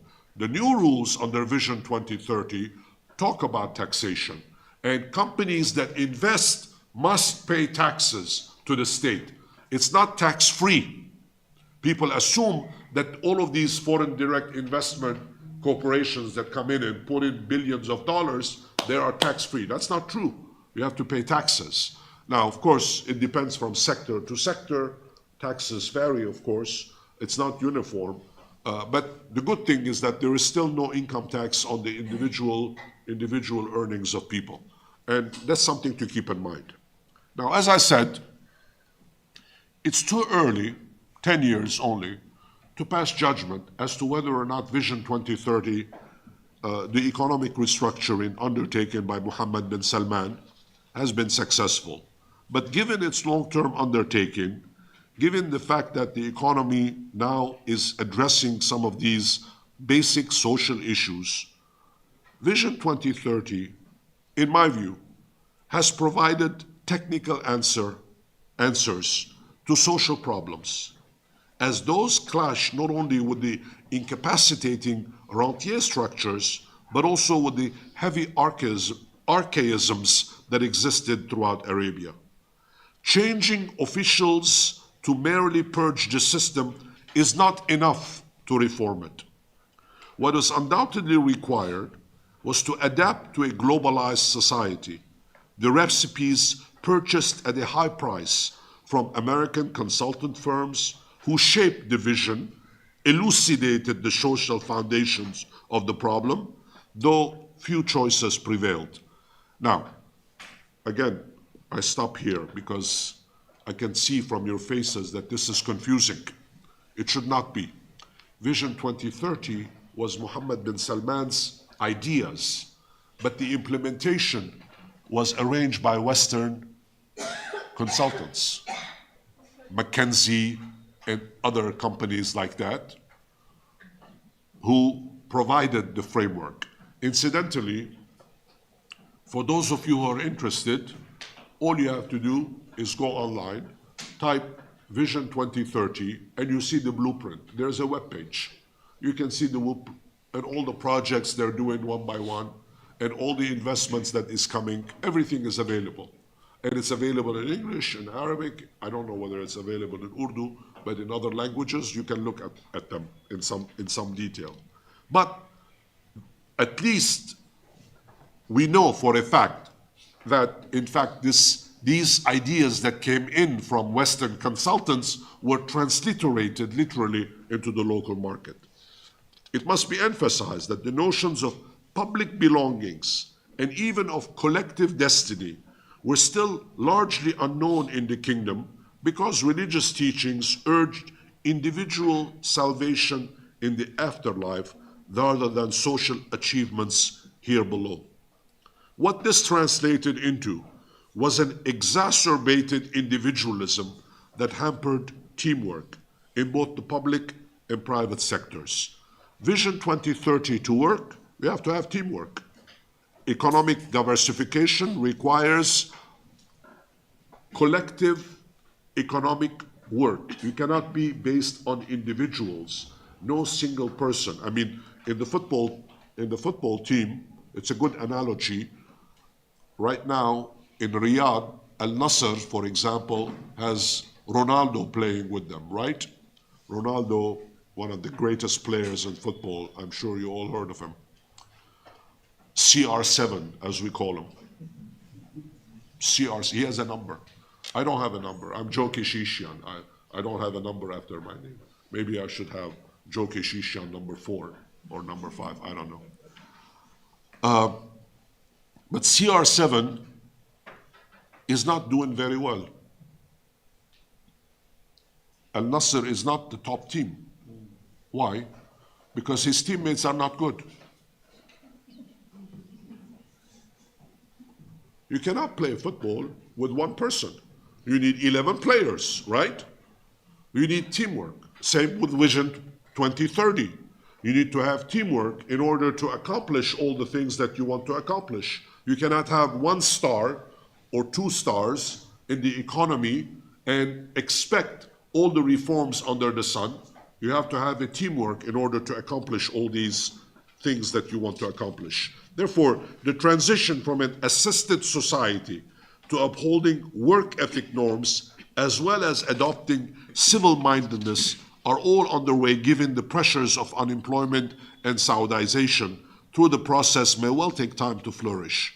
Moreover, substituting civility for submission is a complex process, and while the introduction of the value-added tax, VAT, brought about an anthropological revolution under a technical cover, replacing a neo-tribal rentier system to the ruler buying allegiance with a state to taxpayer relationship requires adjustments for everybody.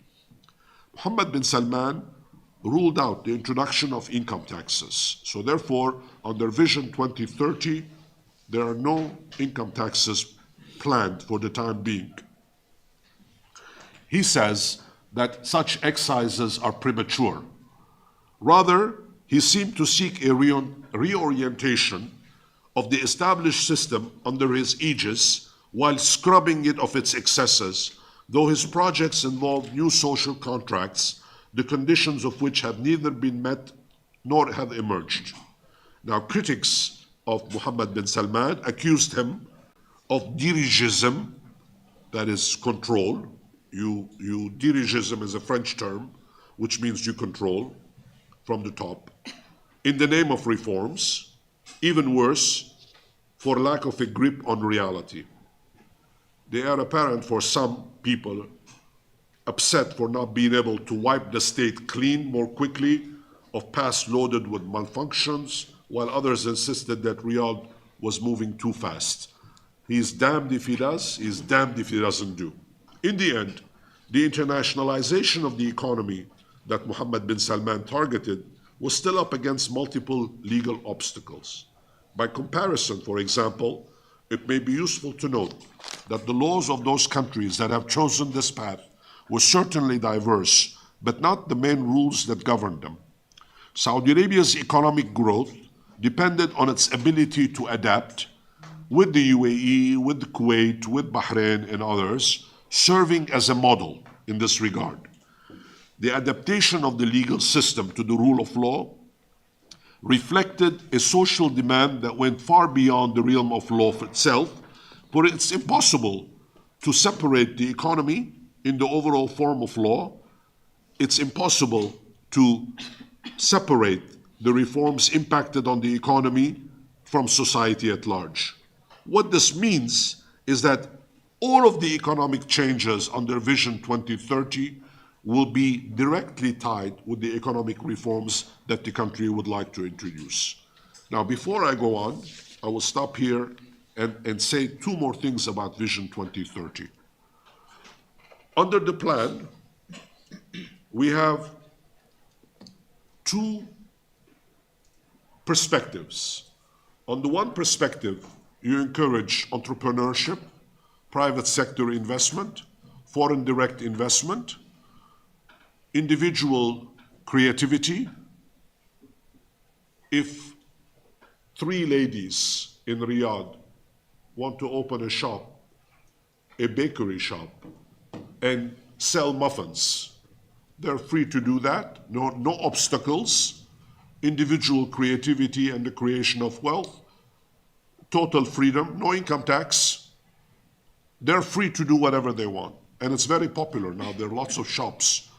There are lots of people, young people especially, who are no longer finding it easy to find jobs in the government sector, so they are doing their own. That's one avenue. And the second avenue is emphasize foreign direct investments. Here we're talking about big money, on big projects that the government is putting some of the money, but most of the money is coming from overseas, from international banks, international institutions. I gave you the example of the Japanese SoftBank investment, but I will give you some examples of what this means.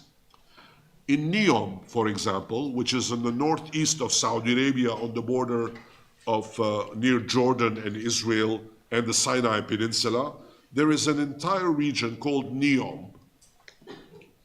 Neom is essentially a country within a country.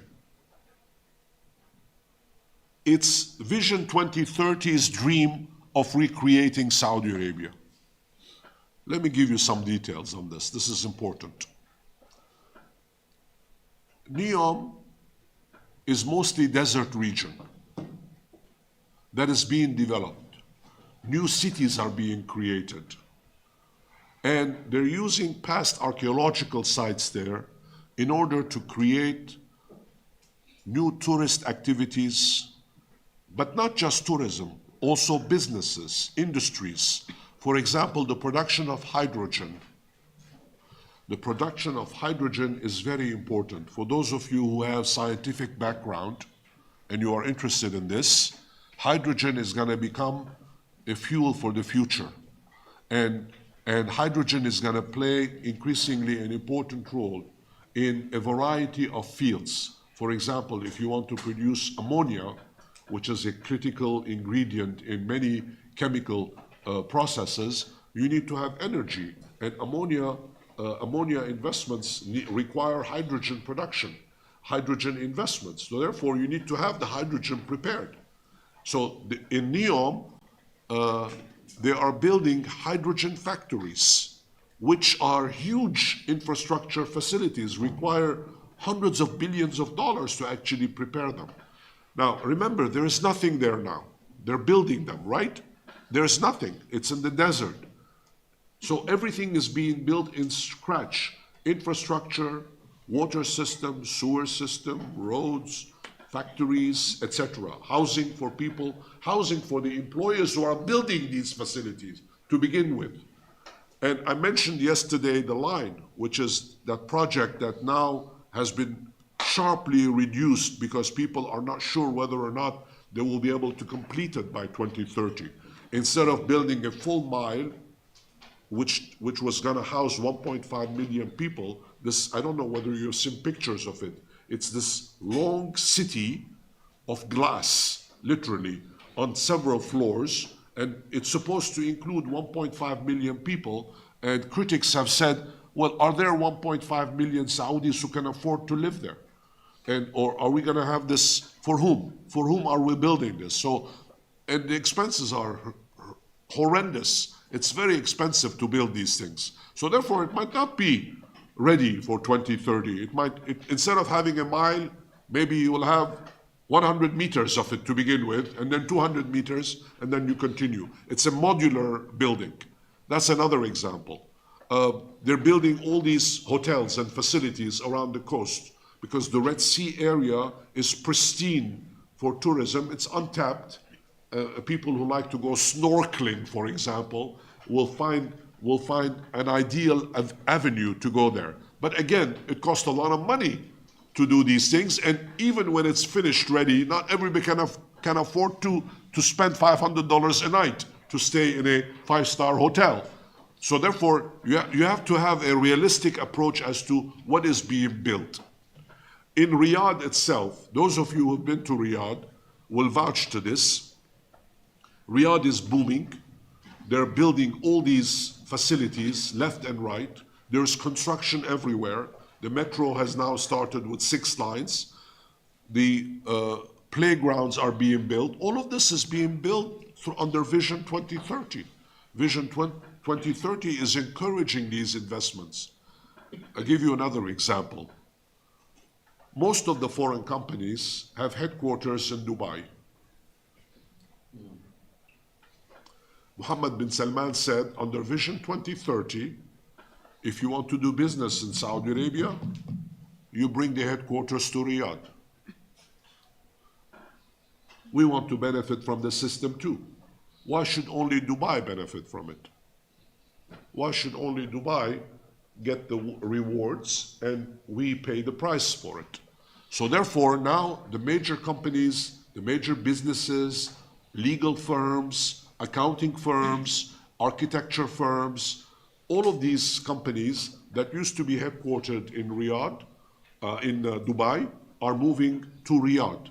And of course, the problem that arises is that most of these companies have foreign workers, expatriate workers, engineers, managers, and so on and so forth. They have their families with them. The families mean children have to go to school. And it means that the ladies of the family need to have the freedom to move about. So therefore, if they come to Saudi Arabia, will they have the same freedoms to move about? Will be the same level of schooling for the children? Will there be, for example, if a French engineer and his wife with 2 kids were having a good time in Dubai, sending their kids to the French lycée, which is the college in French, at Dubai, will they have the same privilege in doing it in Riyadh? Of course, there is a lycée français in Riyadh as well, but it has to expand now because more people are going to come. So you can imagine the kind of bargaining that is taking place under Vision 2030. Therefore, Vision 2030 is business galore. Business galore. We're open for business. And as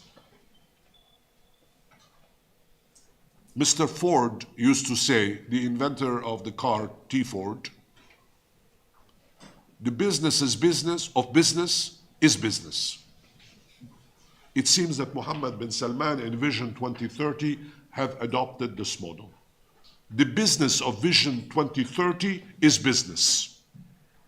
Now, this is the positive aspect.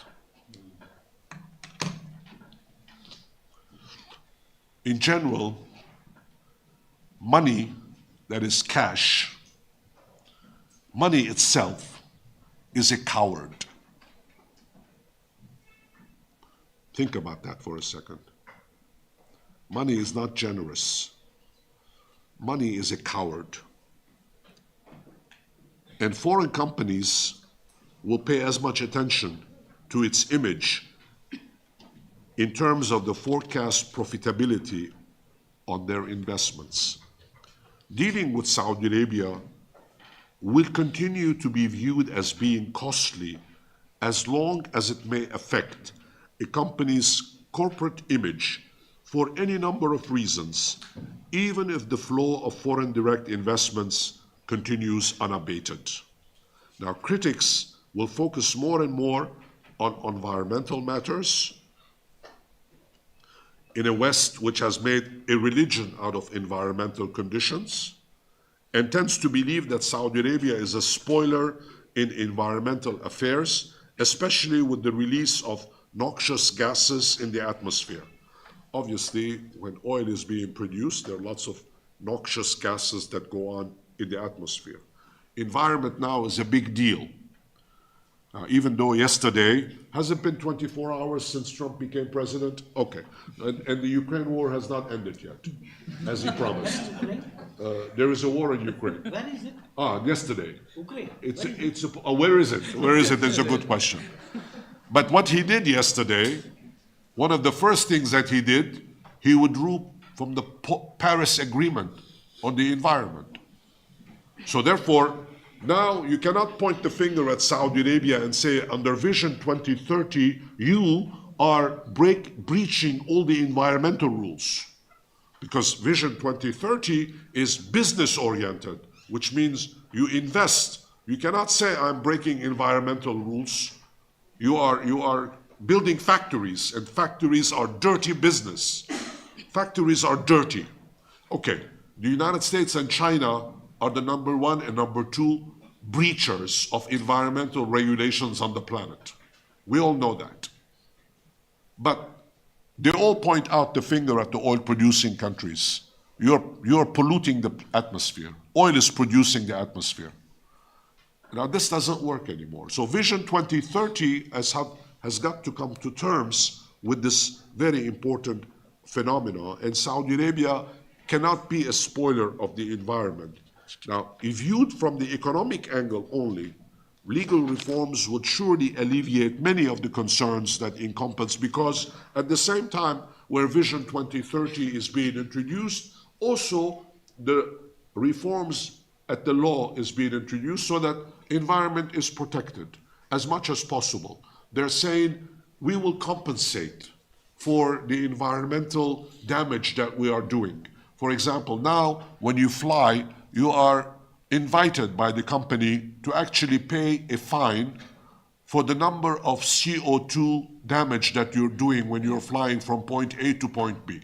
Now, that money is being collected right now. It's not being spent. Where that money goes for the time being, I don't know. But presumably, and of course everybody points the finger at the airlines, saying that airlines are responsible for pollution on the planet. This is not true. The real polluters are the factories and the cars around the world. Airplane pollution, I don't know how many airplanes there are flying in the world. It's about 35 to 40,000 airplanes. That's the fleet on the globe. And they produce, obviously, they do damage to the atmosphere, no question about that. But they represent less than 10 to 15% of the damage of the environment. Most of the damage is coming from factories. It's coming from, including from Saudi Arabia, the oil producing factories. Desalination plants are very polluting, because all of that pollution is going in the atmosphere. I mean, you're producing water, but in order to produce water, you need to spend a lot of energy, right? And that energy means flaring of gases. The desalination plant does not run on non-oil activity. Solar panels will not do it. You need to have to put energy in order to extract the salt from the water of the sea in order to use that water. It's a very energy consuming and very polluting business. So therefore you cannot point the finger at everything. And Mohammed bin Salman in Vision 2030 are saying, we have the regulations, we're going to make sure that we follow the international norms, and we pollute less and less and less as the time goes on. Now, let me conclude by tying all of this together.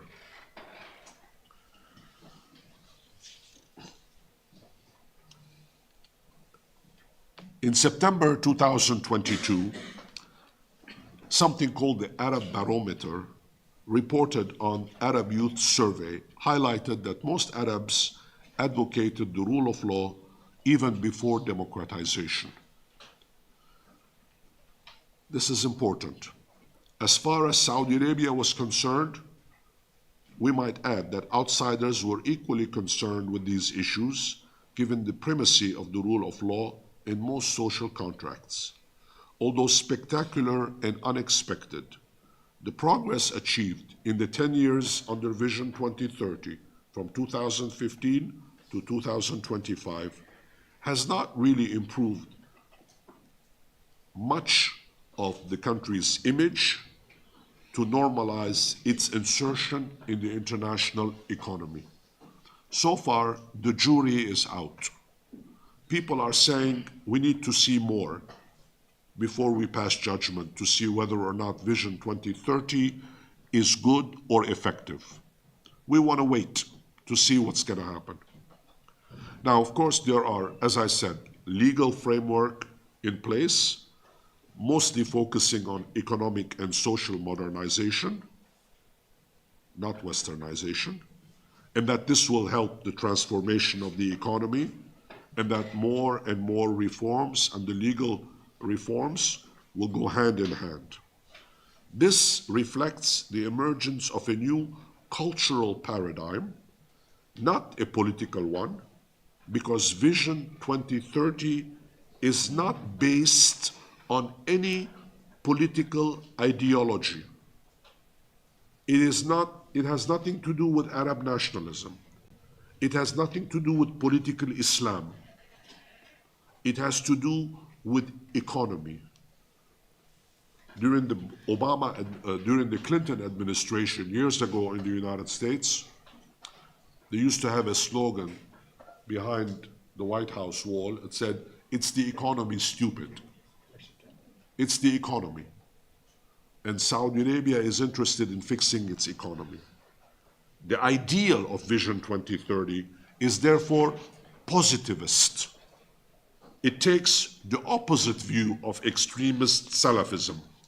It's based on moral values that derive from globalization and neoliberalism. It includes secularization, tolerance, individualism, hedonism, feminism, commodification, even Americanization. The difficulty lies in reconciling this postmodern paradigm example with the construction of the nation state, whereas it weakens the state in the West, charting a neoliberal path while being still a weak state is a real challenge. So therefore, in order for Vision 2030 to work and to be effective economically, Mohammed bin Salman has to make sure that Saudi Arabia becomes stronger and stronger and stronger. The state must become strong for Vision 2030 to be effective. I'll repeat what I said at the beginning 3 hours ago. Everything must change so that nothing changes.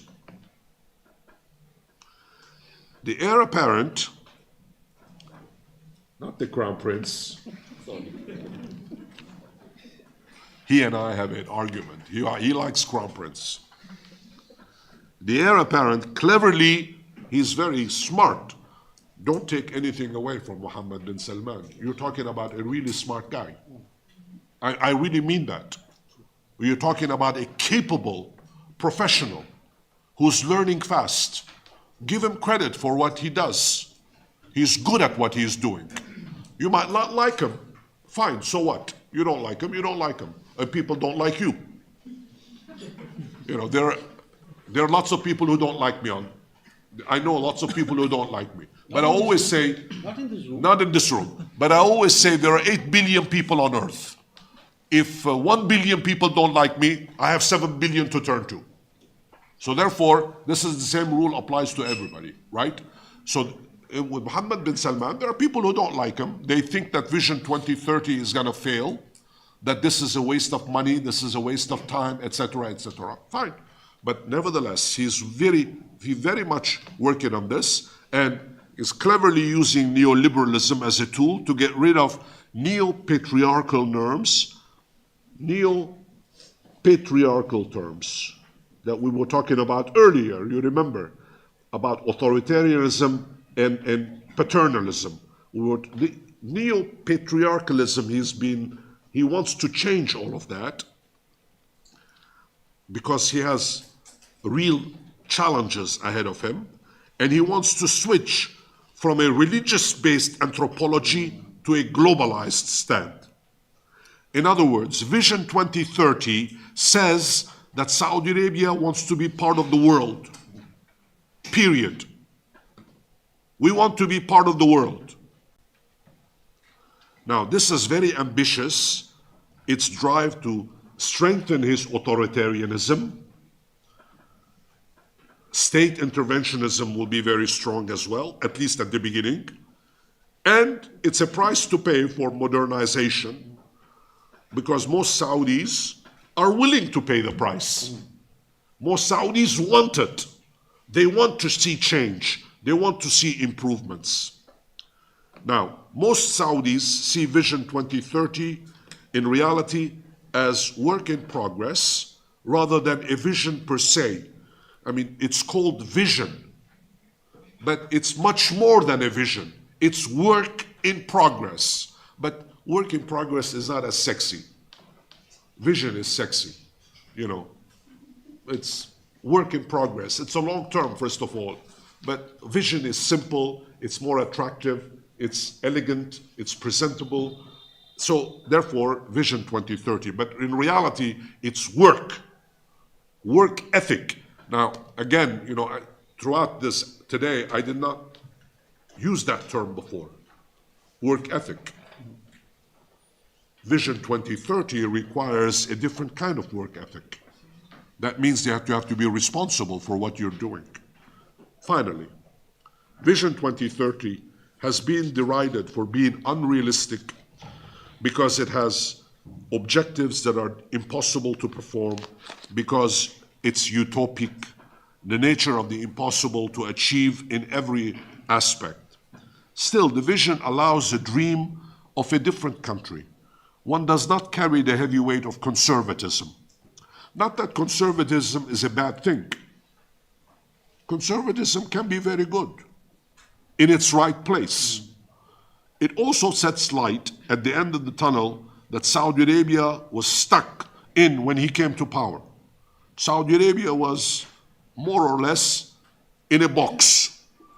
And more important, it fixes Vision 2030, fixes an alternative, and presumably a better alternative, not a worse alternative. The success of Saudi Vision 2030, modernization, can ensure not only for the future of the country, but also to a large extent for the entire Arab world. And I want to close on this by making references to 2 points. Arab world, Arabs in general, in Arabic there is the term called al-uruba, Arabism, al-uruba, Arabism.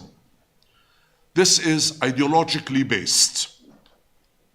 Vision 2030 wants to replace al-uruba with al-awraba, whereby the Arab world enters the global scene. And we see the division already, what Vision 2030 is doing in Saudi Arabia and the conservative Arab Gulf monarchies in the Gulf Cooperation Council. They have a different vision than the rest of the Arab world. Their vision is one of being united with the rest of the world, whereas the old Arabism, if you would like, the one in Egypt, the one in Syria, the one in Algeria, was boxing them to be isolated from the rest of the world. There is no more isolation allowed. Vision 2030 takes Saudi Arabia and the entire Gulf region and smack puts it in the rest of the world. Final point, and we close on this before you ask me your questions. Somebody mentioned earlier about oil and the importance of oil. Although the role of Arab oil is no longer what it used to be, as I mentioned in one of my answers, one cannot dismiss that any number of crises that affect Saudi Arabia could have global repercussions on oil. As I mentioned to you before, the Carter Doctrine back in 1981 said that we will not allow Saudi Arabia to fall under, in those days, Soviet domination, and that we will deny that, we will intervene militarily. And then when Ronald Reagan came as president, he had the corollary to his vision in which he said, we will not allow the House of Saud to fall because they're allies and they look after the oil interests and we make sure that they stay in power. Whatever one may think of the policies that Saudi Arabia is going to follow in the past, but more important now under Vision 2030 in the future, it's crucial for the population of Saudi Arabia, but also for the population of the rest of the world, to appreciate that the hopes that Arabs and Saudis have to create a better future will also mean a better future for everyone else. If Saudi Arabia succeeds, so will the world. If Saudi Arabia fails, the world will pay a price as well. I'll stop here.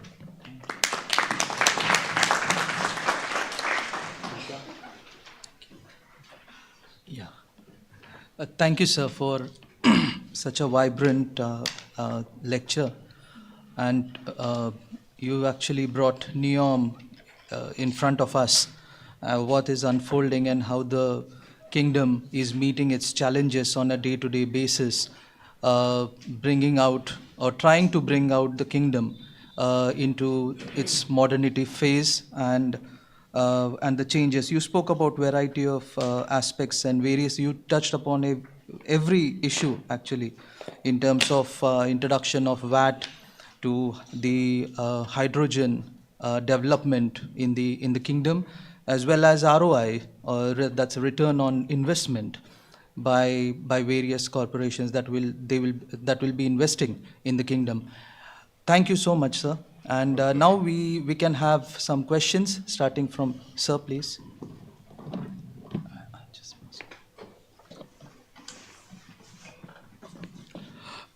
Thanks, Professor. And now, before I ask the question, let me make a caveat.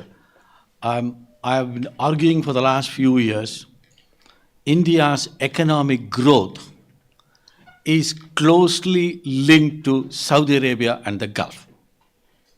While this region poses a lot of problem, but our growth story depends upon the Gulf, even though that is not reflected in the policy formulations and academic. Having said that, that's what the caveat. You said that it is too early to judge. Fair enough. But Vision 2030 basically means we have only 5 more years, by the same logic. And I'm sure that, having put so much at stake, there would be a periodic assessment of whether we are going on the same track, or is there anything we can improve along the way, or can we remodify, not just neon alone, other issues. But for that purpose, 10 years would be reasonably sufficient to say that, are you on track? Whether you achieve in 15 years is a different story. But are you on track? Because in all the parameters you have put, whether the policies you have formulated, or the stakeholders you have identified, and partners, or whether the journey is on track. I think that is the question we all want to know. Okay. In that case, as the Saudi government, even Mohammed bin Salman himself, personally I have a great admiration. Okay, I never, even though people criticize me, I never changed that position. But I'm sure that having put its name and stakes, he would be periodically assessing that, are we on track? So 2 things. One, is there an indication that you are following that? And the second thing is, what kind of assessment which the Saudi government is doing to make that, how far you are there to reach? Thanks. Thank you. Thank you, Professor, for really laying threadbare various aspects of Vision 2030. I think one of the indicators that you would also bear me out would be on the employment of women that has significantly gone up. And in this context, I would like your opinion on gender wage disparity, how significant it is, and is there any thought process on putting it on a better platform? The second question that I would like to ask, that Mohammed bin Salman has done everything possible to create conditions where more work opportunities can come up. But to create that work ethics that you frequently refer to, and one of the questions also alluded in the previous sentence, how to come out of that rentier mentality and to work hard. So your views on that. And there's a Saudization of jobs. There's an attempt towards that. There's a definite policy towards that. How effective is that kind of quota system in pushing more employment? Thank you. Yes, please. Yeah, my question is related to how this Vision 2030 is going to redefine the whole Gulf region in a way that all these states are looking for the same kind of economic growth. So now UAE and Saudi Arabia are on good terms, but the way the markets are being taken away from Dubai and Abu Dhabi to the new cities that Saudi Arabia is building, do you foresee that in future you might have a situation where these Gulf states might have a different political alliances or different political disputes or conflicts? Second question is that how you see the the linkages between the Vision 2030 and Saudi Arabia's attempt to now normalize the relationship with Israel. Do you see some linkage that it's also part of the process? that it wants to reach out to even to it doesn't care about the political ideology and all that it used to have. Okay, let's answer these and then we'll do another one. Only 5 years left for Vision 2030, and there have been periodic assessments and remodifications have taken place, and they keep telling us that they are on track. But I think that you have to keep in mind something very simple. He's not the ruler now. He's only the heir apparent. The king makes these decisions. And the king is a conservative individual. He does not like to move fast. Conservative economically or politically? Both. He's an old man. He has his way of doing things. He's very cautious. And the heir apparent, who is essentially in charge of the government on a day-to-day basis, has to defer to his father. After all, there is a monarch.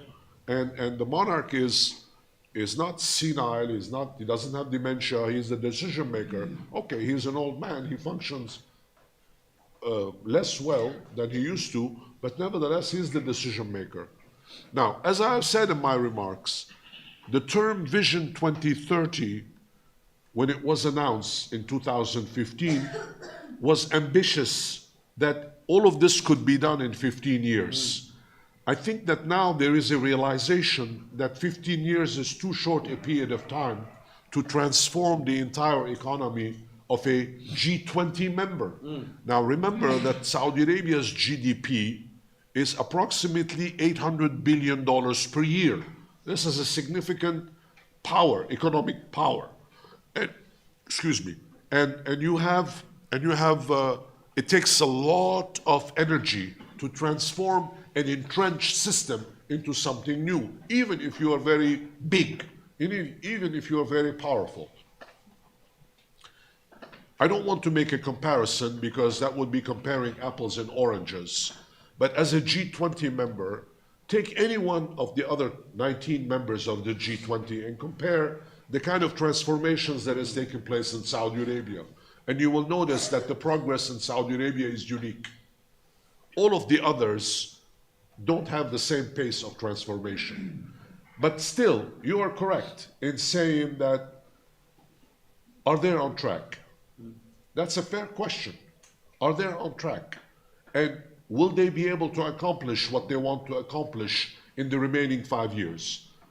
The answer is yes, they are on track. No, they will not be able to accomplish everything else in 5 years. It will take longer. We just have to be patient. Whether we like it or not, it will take more time.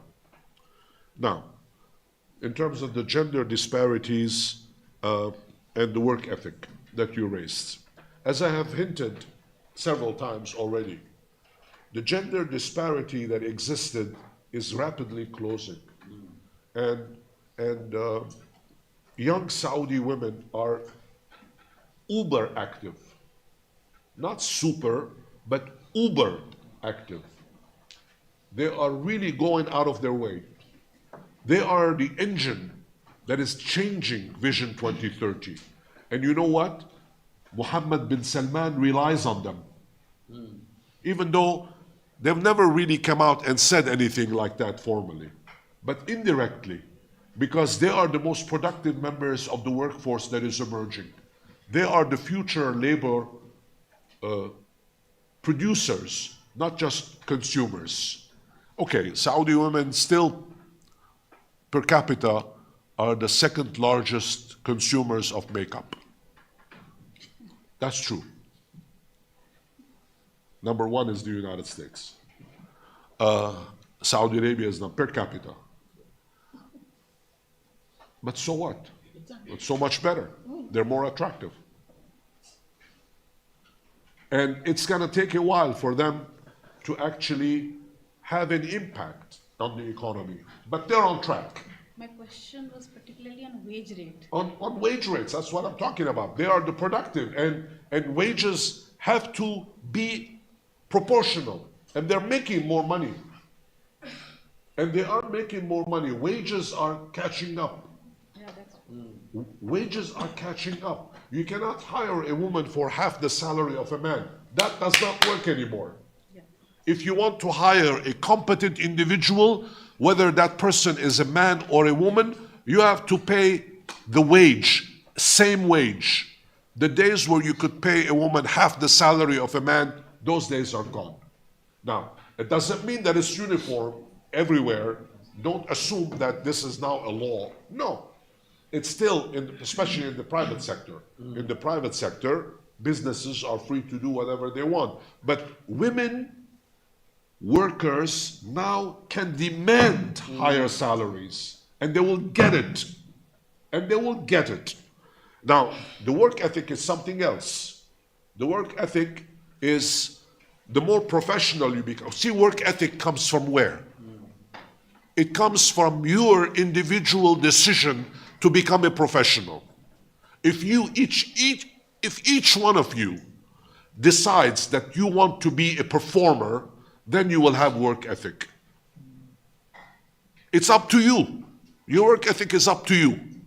And it's true for Saudi Arabia just as it is true for everybody else. It doesn't come from heaven. It doesn't say you're gonna be the best worker in the world. It's up to you to have the ethic. You have the norms, you have the values. You learn these things at home from your parents. You don't leave them in the work, you don't learn them in the workplace. You learn them at home.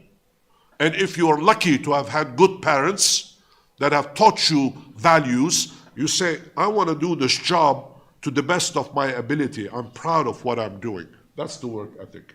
And the more educated you are, the more learned you become, the more conscientious you become, the more developed your work ethic becomes. Now, your question about competition among GCC countries is very important. But bear in mind that Saudi Arabia is a much larger country, economy is much bigger, and the population is much bigger. It's primus inter pares. The GCC alliance that exists, for example, has problems already. We have seen problems with Qatar in 2017 when they had a dispute between them. But frankly, you cannot compare. When the GCC was created back in 1981, you know, I wrote my doctoral dissertation on the GCC, so I know a few things about this organization. And I've been there a number of times at the headquarters of the GCC. The Secretary Generals are all friends of mine. And I used to have disputes with them. But The Economist of London, the famous newspaper, weekly journal, The Economist, dubbed at the time in 1981 the GCC as the 5+1 organization. One is Saudi Arabia. The other 5 are assistants. That doesn't mean that the UAE is not important. Certainly it is. But the UAE has a real problem. It does not want to acknowledge it. The problem is that 1 out of 10 Emiratis are citizens. The 9 others are foreigners. What kind of a country can you run when 90% of the people of the country are non-citizens? I don't mean that in a derogatory fashion. I mean that as a realistic appraisal. You know, you yourself, there are 7 federation members in the UAE, as I'm sure you know, Abu Dhabi, Dubai, Sharjah, Fujairah, Ajman, Al Qiwan, and Ras Al Khaimah. Thank you. And they're not the same. If you take Abu Dhabi and Dubai together, the 2 big ones, the others are small. I mean, you cannot compare Ajman or Ras Al Khaimah to Dubai or Abu Dhabi. You cannot. So therefore, there is this imbalance at the UAE level, at the GCC level. Same thing with Qatar. Qatar has a population of 1 million people with 3.5 million foreign workers there. Not even 500,000 citizens only. You can put all of the citizens of Qatar in a couple of Riyadh hotels. This is what Mao said. That's the reality. That's the reality. These are small countries, small populations. Therefore, their economies are small. Even though Qatar now has a huge air force, but most of the pilots are non-Qataris. Now, when you talk about these alliances, could there be problems in the future? Of course, there could be problems in the future. I agree with you. Alliances shift. No alliance in history has remained the same.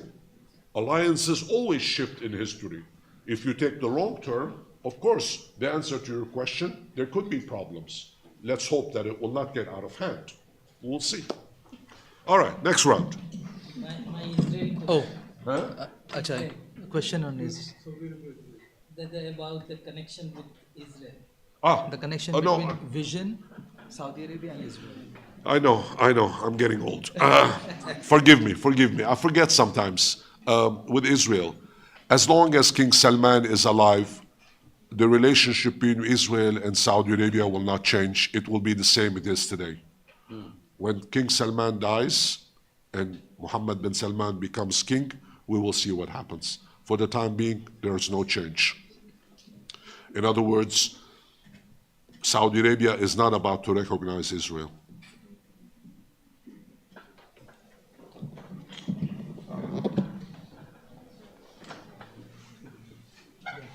You can begin from there.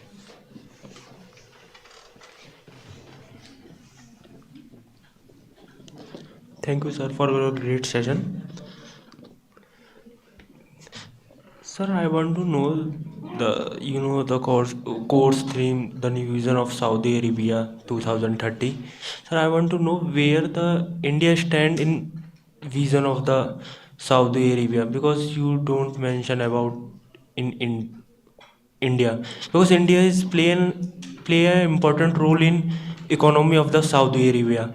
You in previous session you discuss about the refugees, 2.5 million India's, 1.5 million Pakistan, 1 million Bangladesh. So India is means South Asia is playing an important role in the economy of Saudi Arabia. Yeah.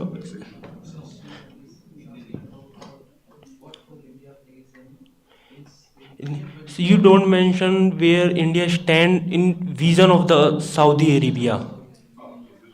And and the second question is, sir, that कि you say in previous section कि Saudi Arabia shift their economy to oil to other. तो sir I want to that कि Saudi Arabia start cheap mode of transport which is previously here in news like Arabian Sea train, because India has a large number of fresh water due to the Himalayas and Saudi Arabia's oil reserve, or for tourism start Saudi Arabia start. So, Don't over-explain things sometimes. You confuse me. Easily confused guy. Sir, Vision 2030 says that Saudi Arabia wants to be a part of the global world, inculcating values like individualism, tolerance, etc. How is this vision then complacent with the fact that Saudi Arabia is an authoritarian regime? And does this urge needs a change in the regime type as well? And second, you said Vision 2030 is an economic plan, which sees an underlying social, cultural, and societal reforms as well.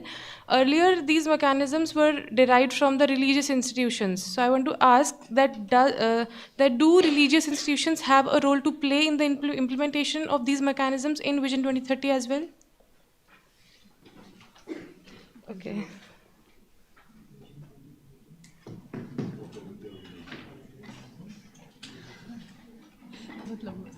So it's actually about the religious institutions having their role in the implementation of these mechanisms in the Vision 2030.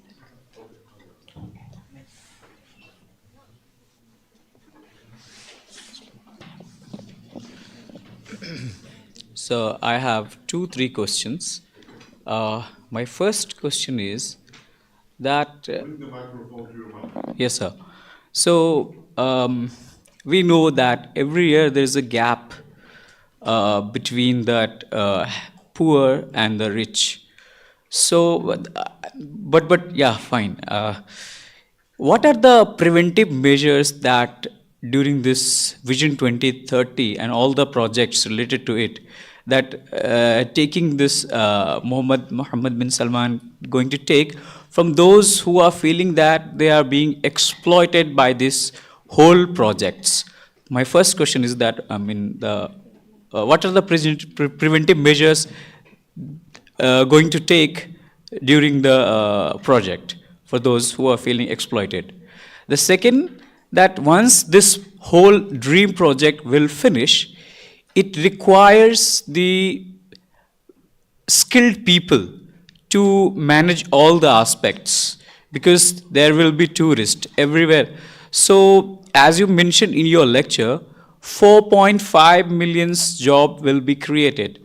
So I would like to know from you that what things have mentioned in that document to provide the skill development course, or what are the steps they will take to make the people that much skillful to manage all these lavish or luxurious things, to provide such a great feeling for those who will enjoy the luxurious events in that whole things. And my third question is that this, you mentioned the whole Vision 2030 is all about business. So what are the things will be taken care of those who doesn't have that much capacity to pay? Let's take an example, $150,000 for a day. Who doesn't have? As you in your previous lecture, I think day before yesterday, you have given the statistical data. From 7% to 27%, there is unemployment. So how these gaps will be filled by this by Mohammed bin Salman? Thank you.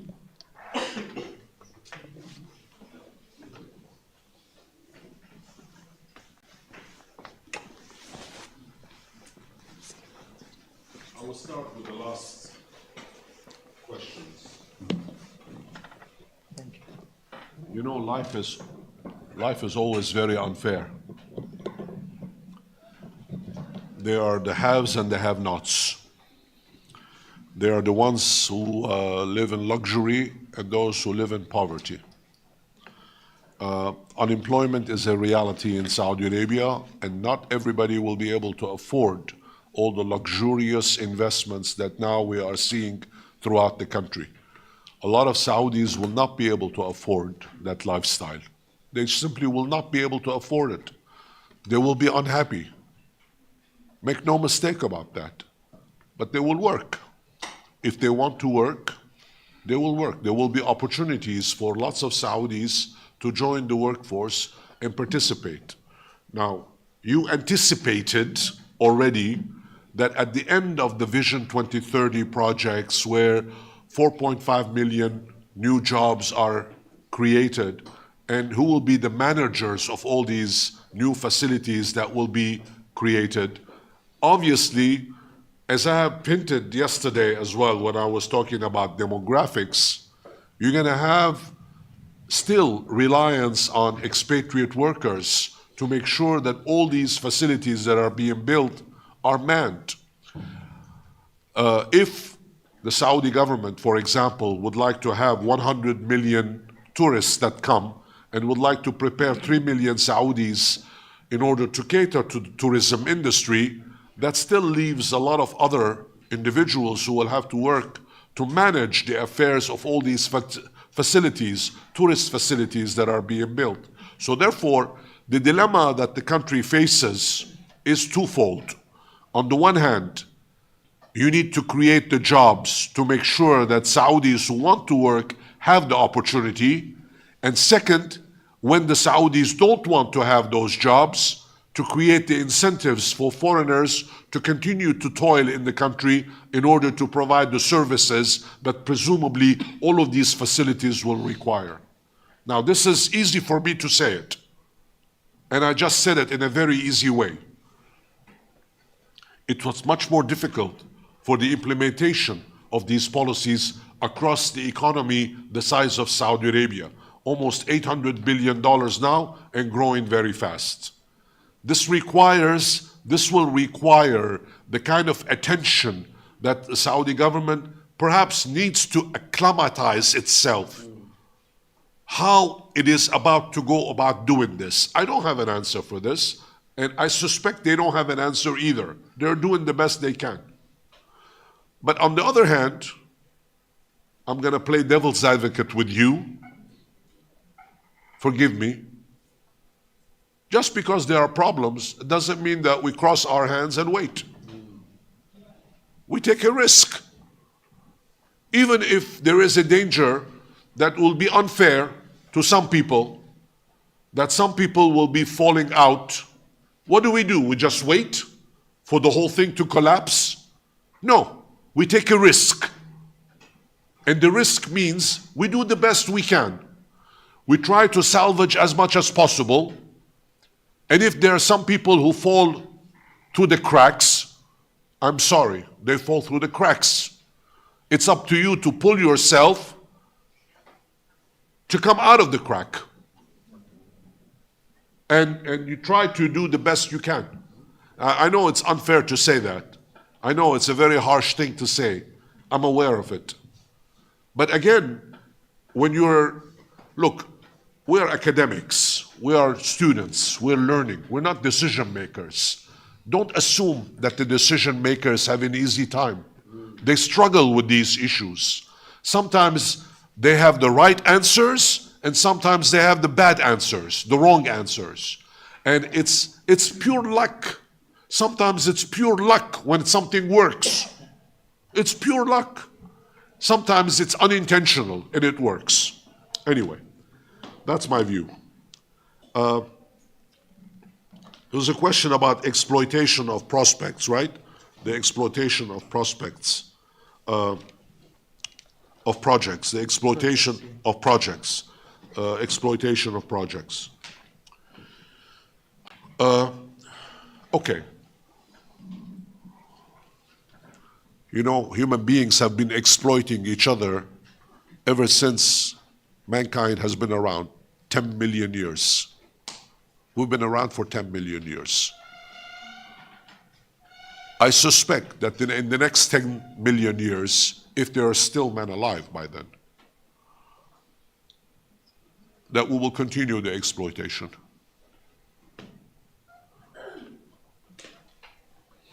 I am very, very sorry to say such a negative thing, but exploitation, especially in the business world, is an ugly business. Now, India and other countries in the region can have strong relations. And as Professor Kumaraswamy was saying a few moments ago, some of the prosperity of India really rests on strong relations that it has, and it will continue to have with Saudi Arabia and the other conservative Arab Gulf monarchies. There's lots of room for cooperation. In this cooperative environment, there will be exploitation. I mean, the condition of expatriate workers, including Indian workers throughout the Gulf region, is not a picnic. There are lots of Indian workers, for example, Bangladeshi workers, Pakistani workers, Sri Lankan workers who toil throughout the Gulf region, whose life is not good, whose life is very tough. I will be the first one to acknowledge that. I will be the first one to say that these people need to be treated better. They should not be exploited. The reality is something else. The reality is that people are willing to sacrifice a lot in order to make a living and send some money to their families so that the families can live from wherever they come. Exploitation is, I don't want to use a Marxist term since I'm not a Marxist, but I'm a capitalist, you know. I'm not a Marxist, I'm a capitalist. I believe in the creation of wealth. And sometimes the the creation of wealth means that you have to abuse the system. I'm honest. I'm honest about it. Capitalism it's like democratization. One time Churchill was asked this question, what he thought of democracy. And Churchill answered by saying, it is the worst form of government, except for all the others. Same thing with exploitation in the business world. Exploitation is a reality. Now, the question about authoritarianism and the religion issue. Remember when we were talking earlier with the young lady here about authoritarianism and paternalism and so on? Now, Vision 2030 is supposed not to have authoritarian perspectives. It is supposed to be based on law. Tomorrow I will talk about the law and all the reforms that are being introduced in the law. But Vision 2030, as an economic system, wants to separate, as I've repeated, and I will say it again, wants to separate the state from religion. It does not want to separate people from religion. Now, you tell me that how can you do this? How can you separate people from the state? And it's very difficult to do that. That's not what I'm arguing. I'm arguing for something entirely different, and what Mohammed bin Salman and Vision 2030 are thinking about. It's an authoritarian system. It's a monarchy. It's not a representative form of government. It's an authoritarian system because there is a single decision maker, even though there is consultation. But at the end of the day, somebody has got to make a decision. And that individual is the king, usually, and the heir apparent, right? So therefore, the separation is not on the individual level. The separation of authoritarianism and religion is not on the individual level. I repeat, it's not on the individual level. It's on the state level. In other words, he's arguing that we're going to continue the system, but we're going to take the state out of the business of religion. That's what he's saying. We're going to take the state out of the business of religion. That's the beauty of Vision 2030. Again, I repeat what I said, what I started with 3 hours ago. Everything must change so that nothing changes. If you want to remain a conservative Muslim society, you've got to take the state out of the business of religion. And only that. Nothing else. Now, is that a fair way of doing things? Well, you be the judge of that.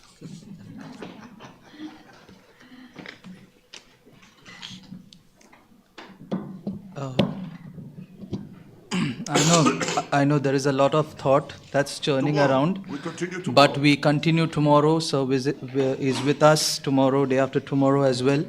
We end today's session on a big round of applause for Sir. Thank you. Thank you all for joining. Thank you. See you tomorrow.